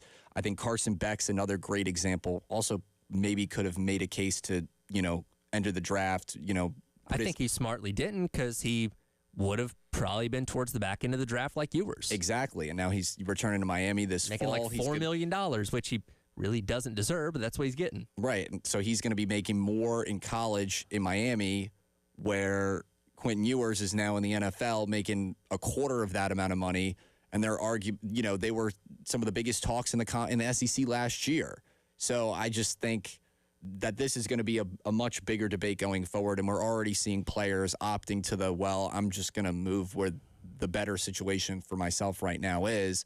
But, you're also betting on yourself. You are. He could be taking a risk going back to Miami this fall. He could tear his ACL, completely lose all hopes of a career. But, hey, at least he's got $4 million in the bank. And look, there were projections that had him as high as like the third round, right? So he maybe was looking at that and saying, you know what, I think I'm going to be a mid-round pick, get some decent money that way, and I'll be fine. But, again, what the projections say and what NFL teams think of you can be two totally different things, and he learned that one the hard way. Well, I'm hoping that him at least falling into the draft and him getting picked at least kind of motivates him to be in the best situation he could be in the event that starting position does open for him in Miami. Because if that did work out, it'd be a good spot for him. I think it'd be a good fit. We'll see what happens. That'll do it for the Extra Point. Coming up next, Gamecock Central Takeover Hour presented by Firehouse Subs. Plenty more draft conversation as the morning rolls along here on the game.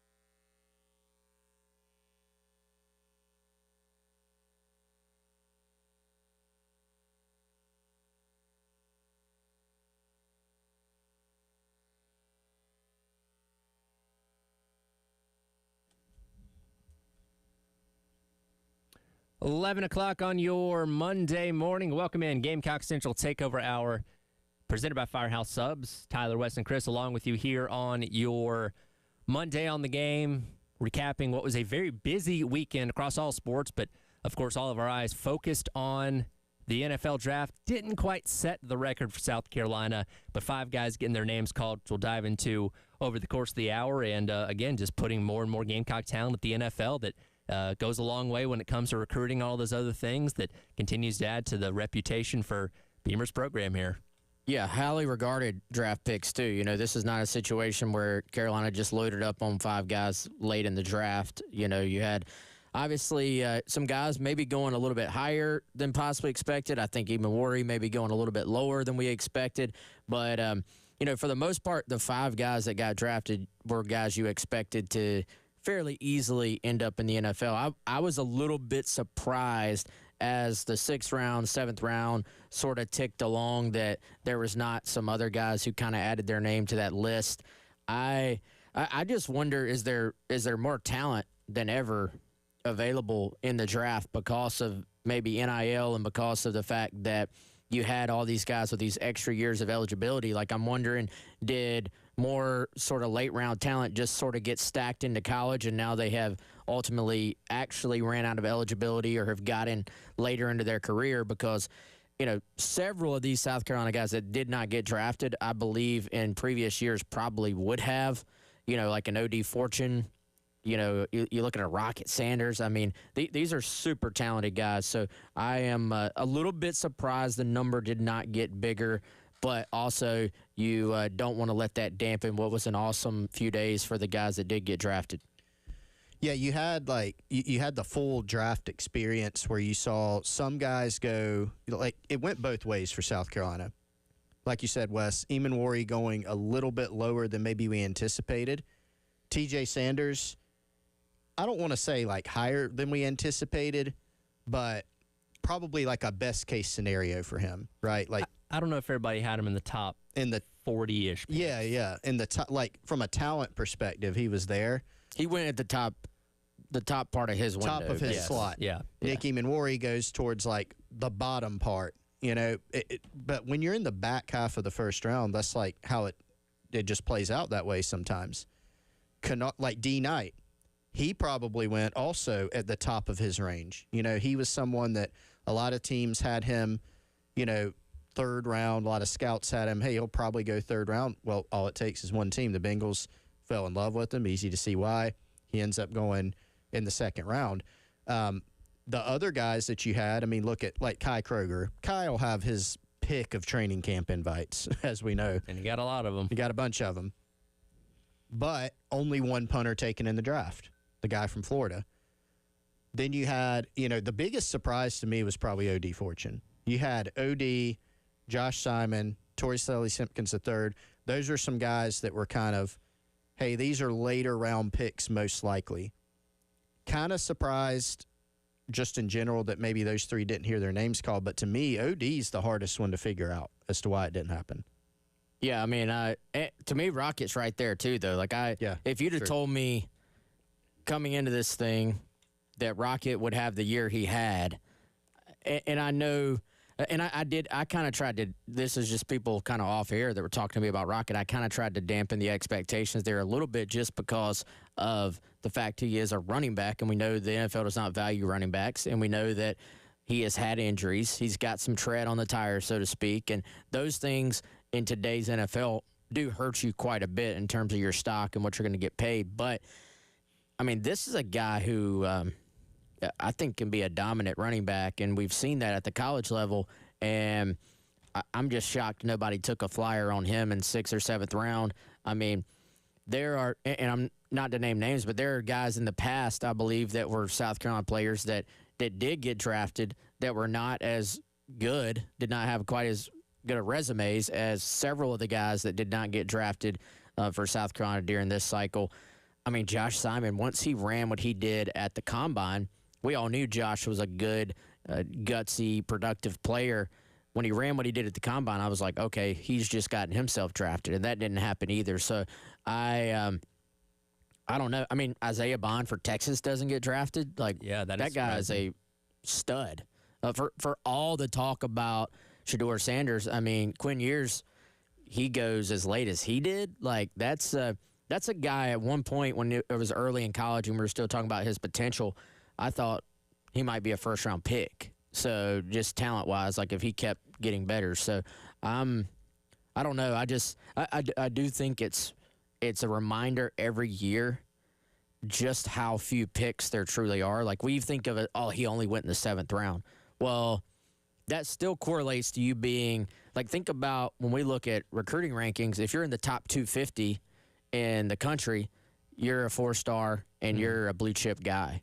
So that kind of correlates about with the 7 rounds. And it's like, all right, even if you're a 7th rounder, you are still a heck of a football player. So I think it hammered home to me just how good of a player you have to be to get drafted in the NFL, especially in today's era. Let's start off with Nicky Emmanwori, who did go first off the board for the Gamecocks, 35th overall to the Seahawks early in the 2nd round. Here is Seahawks head coach Mike McDonald talking about how Emmanwori compares to some legendary safeties like Cam Chancellor and Kyle Hamilton, who he worked with in Baltimore. I think the physicality of Cam is, I mean, you have such a respect for Cam. He's just a unicorn of a player in NFL history for us. Legion of Boom, it's hard. He can't like he's just so unique, you know. And Kyle's the same way. And I think what we found with Kyle is that the system allows for us to get multiple safeties on the field, and also be in the slot and with kind of like enhanced coverage responsibilities. And he can affect the game that way, kind of at the 2nd level while training at the 3rd level, and gives us some depth at the safety room, guys that we really love that are currently on the roster, and then to be able to affect the game early on in his career too as he starts to develop. But same story with Nick, just coming in throughout the process, getting to know us on his visit really helped out, buying into the vision that we have for him, and it's going to be really fun to work with him when he gets here next week. And the Seahawks like to utilize that 3rd safety a lot in their defense. They already have Julian Love and Kobe Bryant back there, 2 smaller kind of guys. But Emmanwori, like Cam Chancellor, like Kyle Hamilton, who Mike McDonald just coached with the Baltimore Ravens a couple seasons ago, that taller, rangy kind of guy, 6'3", 6'4", obviously physical, can come downhill, make those kind of plays, kind of slots in to exactly what they were looking for at the back end of that defense. Yeah, you could tell he wanted to be careful about not putting the cart before the horse and comparing Nicky to, some just all-time greats. And which kind of, I think, tells you what he did say about Nick is going to be accurate and not just bloated with sort of praise that they don't believe. So I think, obviously, when you look at what Nick has done and you look at his skill set, his ability, that's kind of the hope. Not that you have to go be like a Hall of Fame level player, but that you can bring that sort of just versatility to that position where you can, play center field, you can come up into the box, you can cover guys, you have the length, you have the speed, you have those he used the word unicorn. That's been used about Nick here in Columbia as well. But I think more so relative to college players at this point. Now it's all right, can you still be that at the NFL level? I think certainly Nick's going to be a really, really good player. Now the question is, can he go be, a great player, I think. So, but obviously, I think if you were going to pick maybe a good fit for him, this is probably a defense that will allow a lot of those skills to actually show out, which is not always the case. You don't always have the luxury of being picked by a place that is a perfect fit. Yeah, that's an important part of this, and something that gets lost a little bit in the draft process, too, of, like you even look at the Ravens, like, Nick Emmanwori was the 2nd safety off the board, right behind Malachi Starks, who's also a great player. But Malachi Starks didn't get picked until pick 27, so not that far off from where Nick was. And if you're the Ravens or any other team, they're sitting there going, hey, maybe Malachi Starks is just a little bit better fit for us. It's not some indictment. They're not hating on Nick Emmanwori or anything like that. It's just that they're taking a player that they might feel like's a better fit. And so when you've got a staff now that has experience with a guy like Nick and knows how to deploy him in that defense with his skill set. And you got to bear in mind, too, Nick's a guy that I think can continue to get better and better. I think we saw him get, for instance, a lot better in coverage his time at South Carolina. We saw as a freshman, he's out there cleaning up tackles in the SEC, and your mind's kind of boggled by how he's already doing that. I think he got a lot better in coverage, not only zone coverage as a center fielder type, but just man-to-man. They would let him cover top receivers man-to-man. I think he can still get better there in the league too. And his athletic profile that was, frankly, historic at the NFL Combine, I think that will serve him well when he's matching up against elite competition week in and week out at the next level. Yeah, and again, Seahawks, a team that's in a good place right now, competing for playoff spots each and every year, going into year number 2 under Mike McDonald, defensive-minded head coach. So he's going into a good situation. Obviously, he would have ideally liked to have gone a few picks higher and gotten the first-round money that you would have gotten by being one of those later picks, but still going to obviously get a lot for being that 35th overall pick. And again, from what Mike McDonald says, sounds like a guy that's going to be able to see the field quite a bit this upcoming season as a rookie. Yeah, I mean, I think for Nick, you couldn't, other than possibly being first-round pick, you couldn't have asked for much more. So, yeah, we'll dive into some of the other guys that got picked and hear from some teams and how they're going to utilize them on their rosters as the morning rolls along. It is the Gamecock Central Takeover Hour presented by Firehouse Subs. Tyler, West, and Chris, along with you on your Monday here on The Game.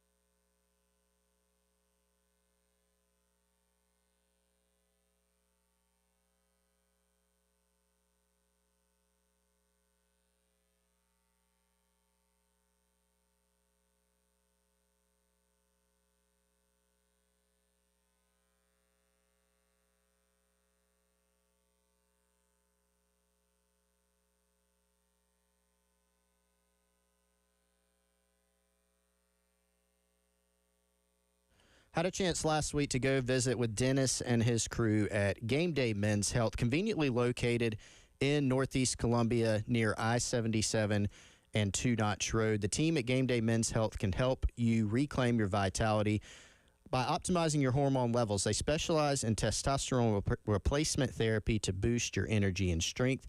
They've got same-day appointments available for fast, convenient care. It's not like a doctor's office. They have man cave-style clinics. They have in-house labs that can deliver results from your tests in just about 15 minutes. And no long-term contracts, flexible plans tailored to all of your needs. So go check them out, Game Day Men's Health. If you want to find out more information, go to GameDayMen'sHealth.com, and you can find the location that's closest to you. Theirs is, again, in Northeast Columbia, right near I-77 and Two Notch Road. That's GameDayMen'sHealth.com.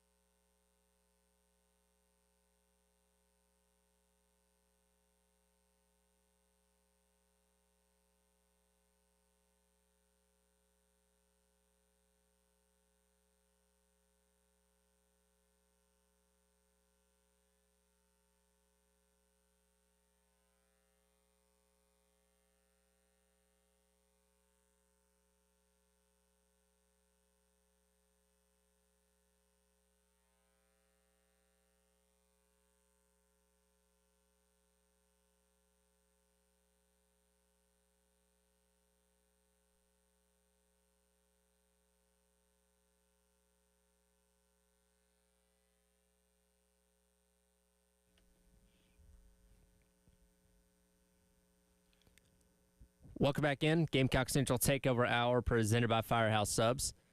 Tower West Chris hanging out on your Monday, breaking out all things NFL draft and where Gamecocks ended up. We'll get back to that in just a moment. But Upper Deck Golf is coming to Columbia May 9th and 10th.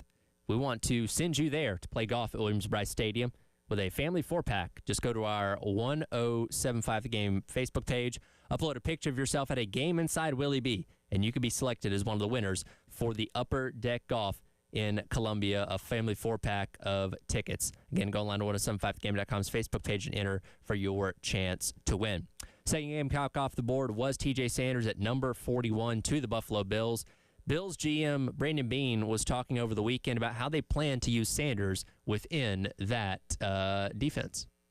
TJ, a guy with obviously plays D tackle, probably a 3-tech first, inside rush.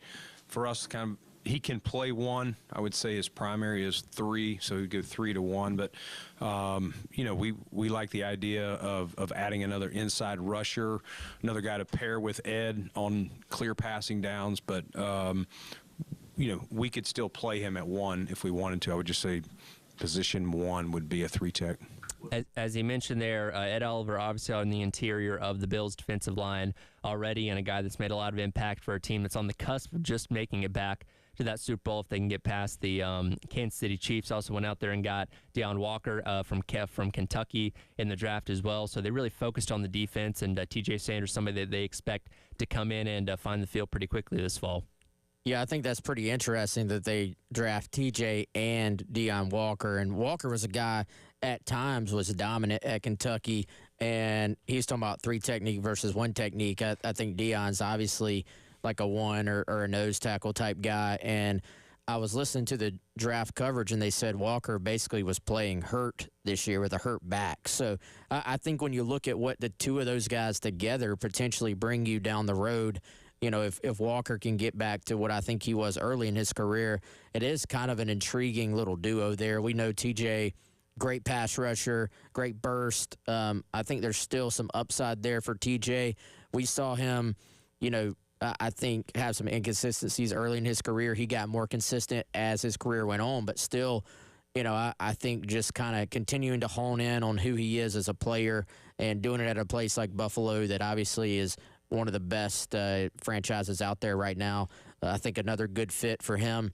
We'll see how he likes playing in the cold. That would be the one thing that just being a guy from here in South Carolina. Big guys don't mind the cold, though, right? They love the cold.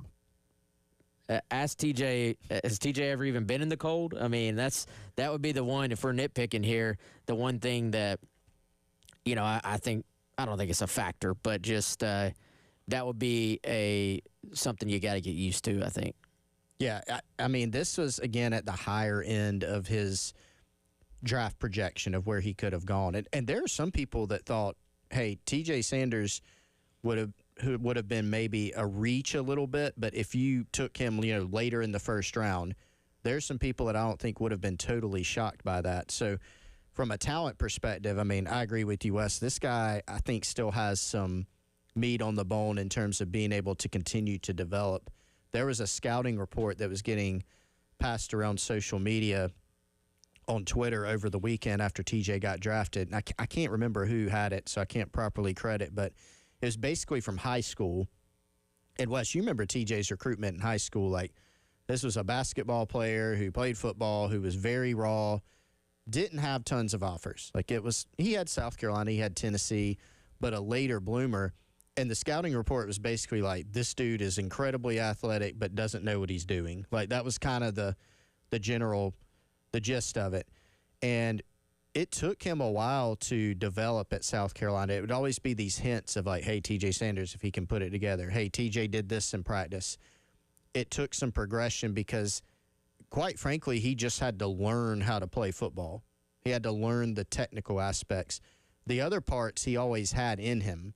He's always been really, big man who could play basketball, so he's got all those things. Good footwork, he can run, he's twitchy, and it was just about continuing to develop him. So we saw this past season, the greatest evidence of that he had taken that next step. I mean, he had 33 pressures this past season. So to the point about him being a 3 technique, like attacking type, that's his game. You know, he's versatile. You can play him inside. If you wanted to play him outside, you could do that. But an attacking 3 technique defensive tackle, that's his game. And he just plays with violence, athleticism. He has the pro package as far as being able to match up physically. 8 picks later, Demetrius Knight Jr. goes to the Cincinnati Bengals. Again, a guy that was probably picked towards kind of the higher end of what his projections were. And we'll get to what Zach Taylor had to say about him and where he slots in just a second. But one of the better call videos from the entire weekend across the entire country was Demetrius Knight. He was over at the football facility on Friday watching with his family, his wife and kids, and all that kind of stuff. I saw the emotion come out of him, when the Bengals called and did select him. And we've talked about this plenty for the 1 year that he was here. Great story. Obviously a guy that is very easily likable, was a leader on this team, came in and made a huge impact. He's going to be remembered forever for that interception against Clemson that sealed that game, and just somebody very, very easy to root for, and good to see him fulfill that dream over the weekend. Yeah, and some of those comments, like you said, we'll get to them, but definitely seems like the Bengals got a good hold about what he is all about. Just being that leader type, being obviously a great football player. We see the physicality, the speed, the size, all the different things he can do for you, but just the great human being aspect and who he is as a leader. I mean, we sat down with him one time before he had ever seen the field here in the studio, and it was obvious. It's like, all right, there's something different about this guy. Like, he's just a all-around sort of it factor guy, communicator, obviously cares quite a bit about, how he treats other people. And I think when you looked at that reaction, man, that was a culmination of just so much hard work and probably wondering if he would ever get to that point. We've talked about it, bounced around, went to Georgia Tech, was really a quarterback in high school, moves positions, starts settling in at linebacker when he moves to Charlotte. Then you're going, all right, well, he did it at Charlotte, but can he do it at the SEC level? Not only did he do it, but he ended up, basically being South Carolina's best linebacker and helping them to one of the best defensive seasons they've had in school history. So I'm sure just all that hit him at once when he got that call, and probably means just a little bit more when you've got your kids sitting there as well. That's something not a lot of the college guys have, a wife and a couple of kids sitting there for draft day either. I don't think the baby was ready for the jump of everybody screaming and yelling at the same time. I think the child was a little bit scared on that one. Here's Zach Taylor, head coach of the Bengals, talking about how D. Knight slides into that defense. Demetrius Knight, really fired up about him. Al and I were just talking, walking down here. It felt a lot like waiting for Logan a couple years ago and just letting all those picks tick off. But he's a tremendous fit for us, someone that we had an extremely high opinion of. Very thankful that he was there when we picked. Walks in the door, mature leader. So many people we talk to, this is one of their favorite people that they've been around, and just the leadership qualities, the football intangibles, the football makeup, the talent that he's got. He's going to walk in the door and fight for a way to contribute immediately, and I'm fired up to watch that happen. So he mentioned Logan Wilson has been one of their primary linebackers these past couple of years. Jermaine Pratt, one of the other ones, requested a trade back in February, so the thought was going into the draft, they're trying to find his replacement. They got Demetrius Knight as well as Barrett Carter from Clemson in the 4th round as well. So Demetrius is going to have the opportunity to come in and compete for a starting spot right away. They upgraded their athleticism getting those two guys. I mean, Barrett Carter, really, really good player, and obviously D. Knight. I mean, we know what he can do from an athletic standpoint, and I mean, just as good of a guy as you'll find. I mean, that video, there was a pollen storm, I think, during that video when I happened to play it. Got a little dusty, but it was awesome. I mean, and we said this the other day. I mean, just 2 years removed from Demetrius Knight having 9 tackles in a football season where he played 3 games, and goes through another year at Charlotte, 2023, transfers there, has a really big year, parlays that into being able to step up once again to Power 4 football to the SEC, had his best year. So it's a great case study for perseverance for a guy like D. Knight. For South Carolina, it's obviously something they can point to in recruiting another example of development, of getting their hands on a guy who had been another place, 2 places in the case of D. Knight, and being able to help him to his best year. That's kind of a theme when you look at these guys. There were some holdovers from the Will Muschamp era. There were also some guys that Shane Beamer recruited, Nicky Minori out of high school, and then Kyle Kennard and D. Knight from the transfer portal. And then, T.J. Sanders obviously was a holdover. So all those guys are great case studies for development for South Carolina, and D. Knight's obviously one of them. Yeah, and again, we can kind of get caught in the mess of how crazy college football is now and the negatives of the portal and all those kind of things, but he doesn't get that opportunity if he doesn't come to South Carolina. And again, third school in, 5 years or whatever it may be, and good to see him be able to prove himself here and obviously go play at the next level, and I think we're all going to be watching and cheering for him as he does that. We'll get to some of the other guys that got picked a little bit later on in the draft, as well as the undrafted free agents and camp invites as well, as the Gamecock Central Takeover Hour presented by Firehouse Subs rolls along on your Monday on the game.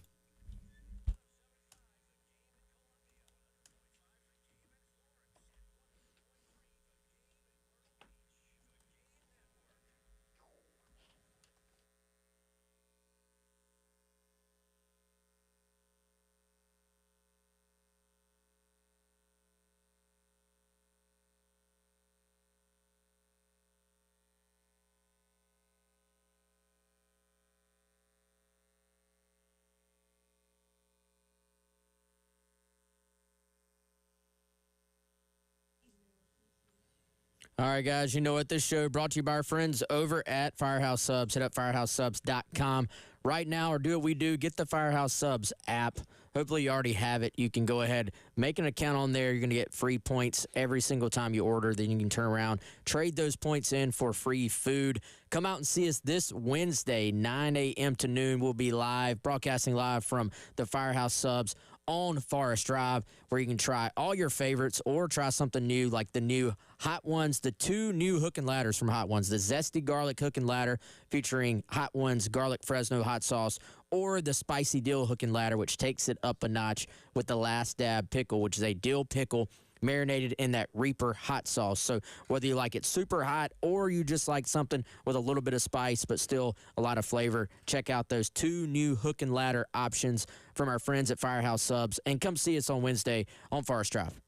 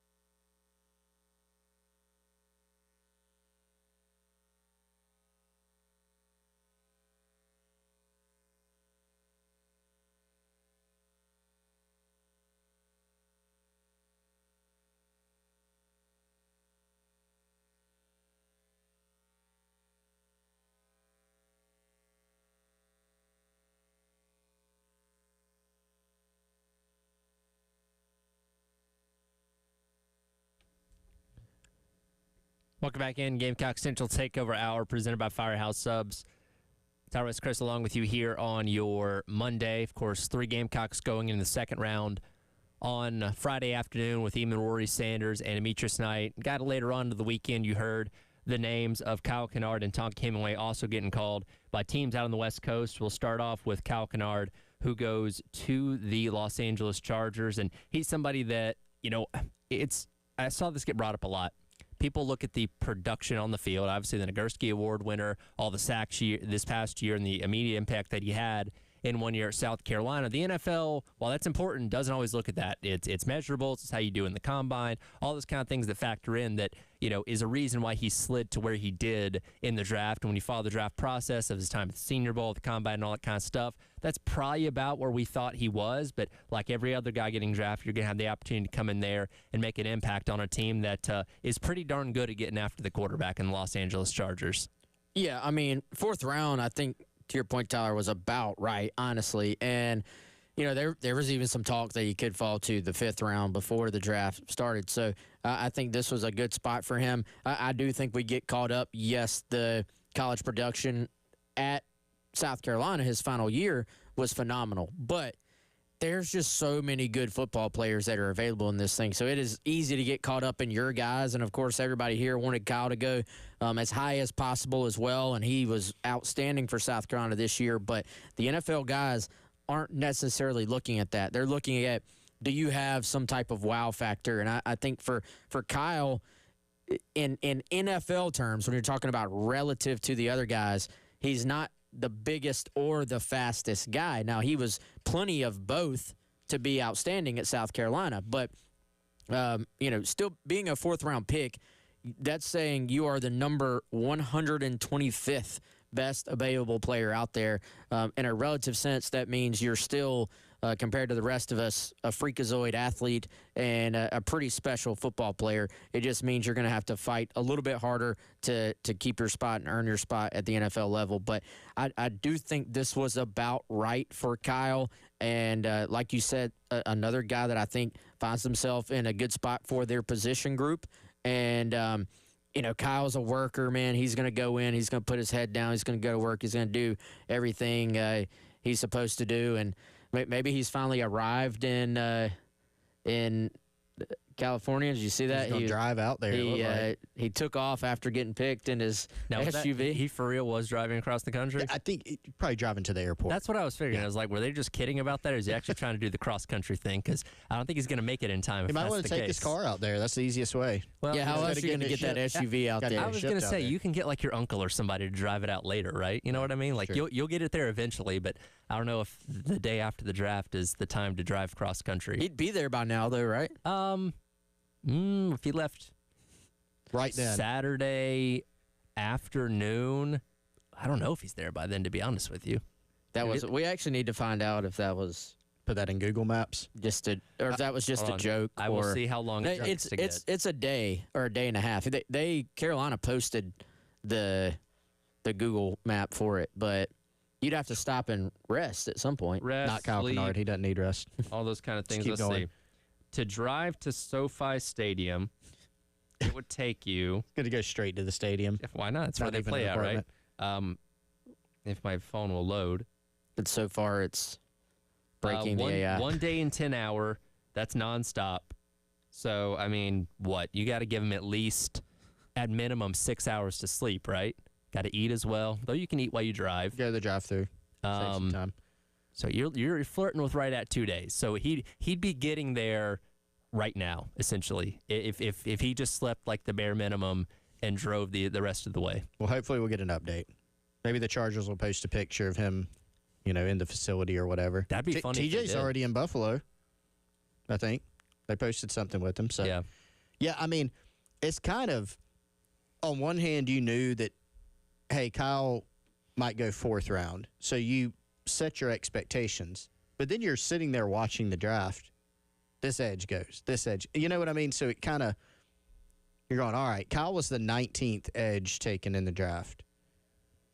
And so it's not like it's disappointing or anything. Like you said, Wes, that's kind of where it was expected. But when the picks start coming in and you see, all right, this guy's picked ahead of Kyle Kennard, and then you remember, all right, he won the Nagurski, and it's not like he was putting up these numbers and doing these things against bad competition. You know, he was playing in the SEC against some Clemson. first-round picks on offensive lines. Yes, Will Campbell. Yep. You know, had a really good. It probably caused Will Campbell more trouble than anybody else that Will Campbell played, and he went number 4 overall. I think that translates to the NFL, but you know, I could be wrong. So, and to drive home the point that NFL's going also on traits, you know, the third edge taken, who was also first rounder, was Shamar Stewart from A&M, who was a former 5-star, looks incredible from a physical standpoint, but in his entire career has 4.5 sacks in 3 years. And so if you're the NFL, you're going, all right, we're going to take this guy and his immense skill set, which Shamar is very talented, and we're going to be able to help him take that next step. There are plenty of guys that are better pros than they are college players. There are also guys who are outstanding in college who don't translate as well to the pros. I mean, I tend to think that Kyle translates to the pros because it's not, you don't look at him and go, okay, he's undersized. Is he a freak athlete like some of these guys that were taken ahead of him? No. But I do think he's ultimately going to have some success. He's got a pro mindset. I think that's how he approached things at South Carolina. So I thought it was a really good value pick for the Chargers, and I think it's a good spot for him, which is important. And then later on in the 4th round, Tonka Hemingway going out to the Las Vegas Raiders. Of course, Pete Carroll taking over his first year head coach there. They recently let go of John Jenkins, who had started on the defensive line for them the past couple seasons. So looking to add another guy to the mix there. J.J. Pegues ends up going in the 6th round, obviously out of Ole Miss as well. So Tonka Hemingway getting the opportunity to potentially compete for a good deal of playing time out there with the Las Vegas Raiders. Yeah, and Tonka's a guy, I think, for much of his career, at least early on, we were kind of discussing, is he a defensive end, edge guy? Is he a defensive tackle? Is he both? Where's he most comfortable? And as time went on, he sort of settled a little bit more into that interior spot, which I think, Tonka a good bit maybe more athletic than people give him credit for, just in terms of being able to do multiple things in a skilled way. Like I talk about this a lot out of high school, where he played baseball, football, basketball, was very good at all of them, was a high academic kid too, and just carried himself the right way. You never heard a bad word about Tonka Hemingway when he was at South Carolina. So I think this is probably another, they're looking at this, I would imagine, where you get him in the draft as a high value pick, somebody that's going to come in and do everything the right way and have a chance to make your team better. Tonka could be one of those players that maybe is not a superstar, but we look up in 7-8 years and he's still just found a way to stick in the NFL and has carved out a really nice career. And he is the type of player every coach loves to have, because you just don't have to worry about what you're going to get out of Tonka. You know, you're going to get versatility. You know, you're going to get a great guy who conducts himself on and off the field as a true pro, and also can play special teams. You know, so there's a little bit. He did a good bit of that at South Carolina. I think there's some added value there. And another guy that you can, you know, when you just look at him up front, he can play inside, he can play outside. He's an above average, or was here at least, an above average pass rusher. You know, he had mentioned the pressure numbers for TJ earlier. I think Tonka had 29 this past season, 5 sacks. So a strong pass rusher who you can play in a variety of spots. And like you said, Wes, you don't have to worry about him at all. You know exactly what you're getting. Come back and wrap up the hour, take a look at the undrafted free agents, and just recap the draft as a whole and how it went for South Carolina. It is the Gamecock Central Takeover Hour presented by Firehouse Subs. Star West and Chris on your Monday on the Game.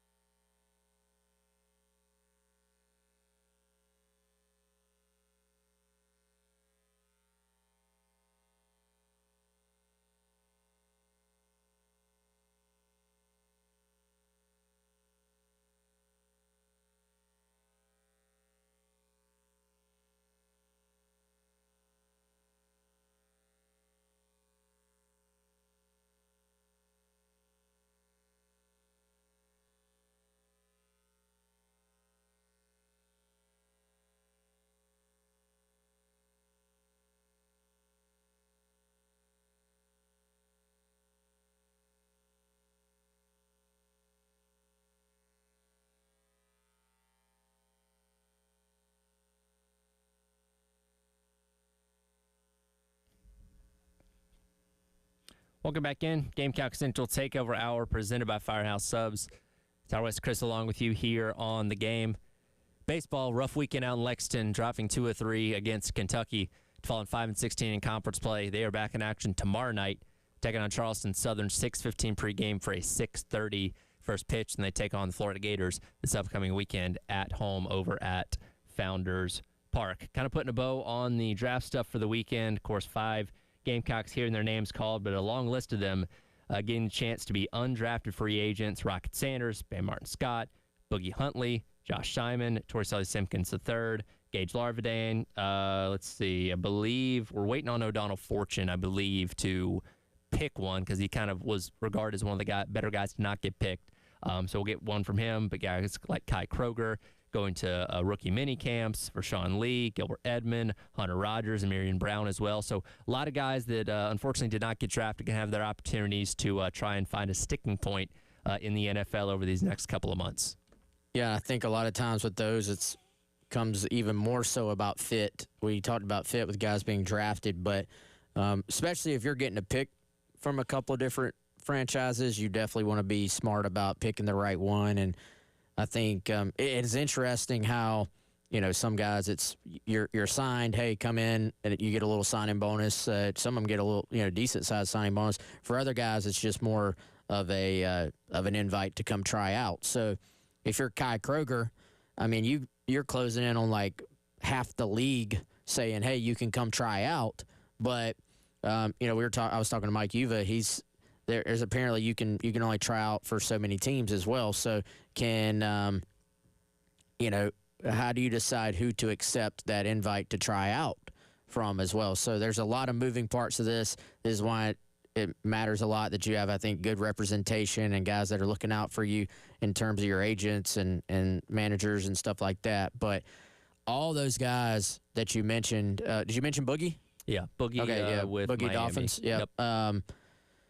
I mean, all those guys are going to have a chance, right? And I think at this point it is incredibly hard to predict which of the undrafted free agent type guys are going to last and which ones you kind of think, well, hey, that guy's going to have a chance to stick in the league, and then for whatever reason, it just doesn't happen. It's very unpredictable, but, of course, wish all those guys a lot of luck. I do think that Kai is a talented enough kicker, or punter, I should say, that he's going to stick somewhere, I would imagine. Just punter is one of those kind of weird things. And even Hunter Rogers, I know nothing about the long snapping, competitions out there, but you'd imagine he's a guy that's got a chance to just quietly stick as well. Yeah, punter is an interesting animal. I mean, I go back to like Joe Charlton at Carolina, right? He wasn't drafted. He was obviously very talented and did some great things, but he got signed by the Panthers as an undrafted free agent, and then he went with a couple other teams. And then it's kind of sometimes if you just find that one team that you have an in with, like the Browns, like Joe Charlton spent some time with the Browns, and they would have him, okay, you're on the practice squad, you're on the roster. They bring you back a couple times. They always keep you in mind, if you're starting punter, if you can't come to agreement on terms on a contract, you can always bring in another guy. And so that familiarity helps. But, yeah, Kai's going to have plenty of opportunities. It's always a question, right? How many punters will get taken in a draft? Sometimes it's 0. It's not typically more than a couple, a few. Sometimes it's just one. And so it was always going to be close for him, even for teams that looked to him and maybe thought, hey, that's the best punter in college football. That's the guy we would go get.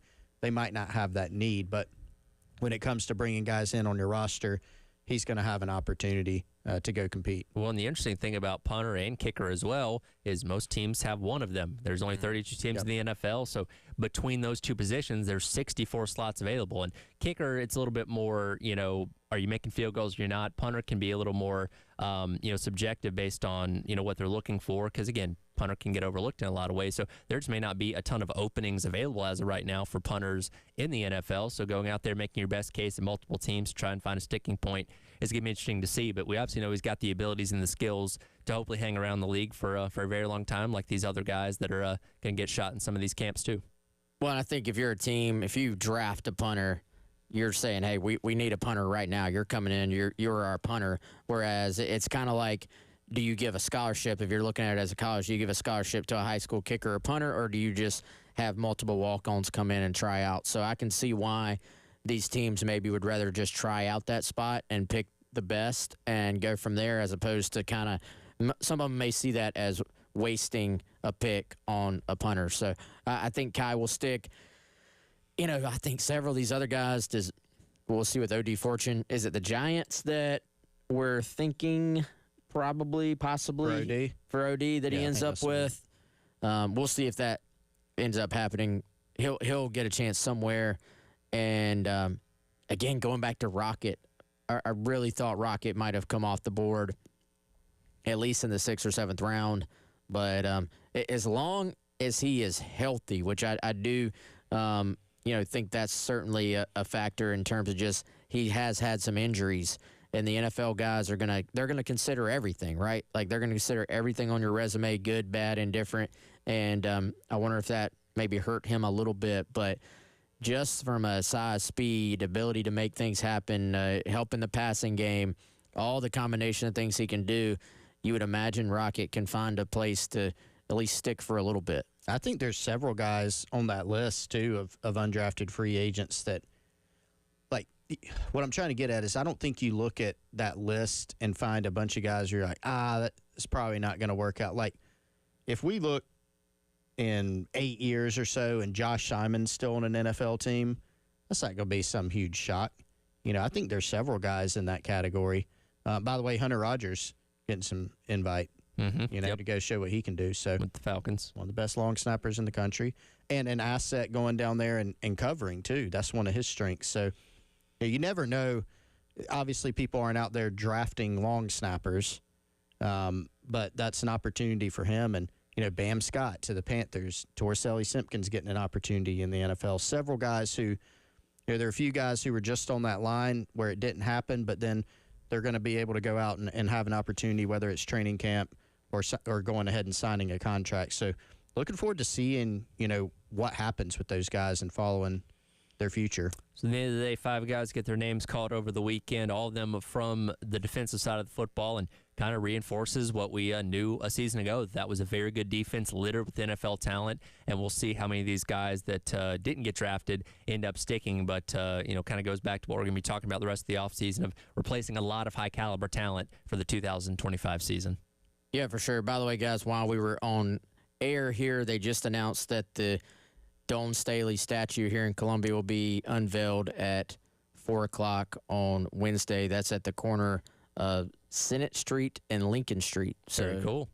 Well deserved. That's from the city of Columbia.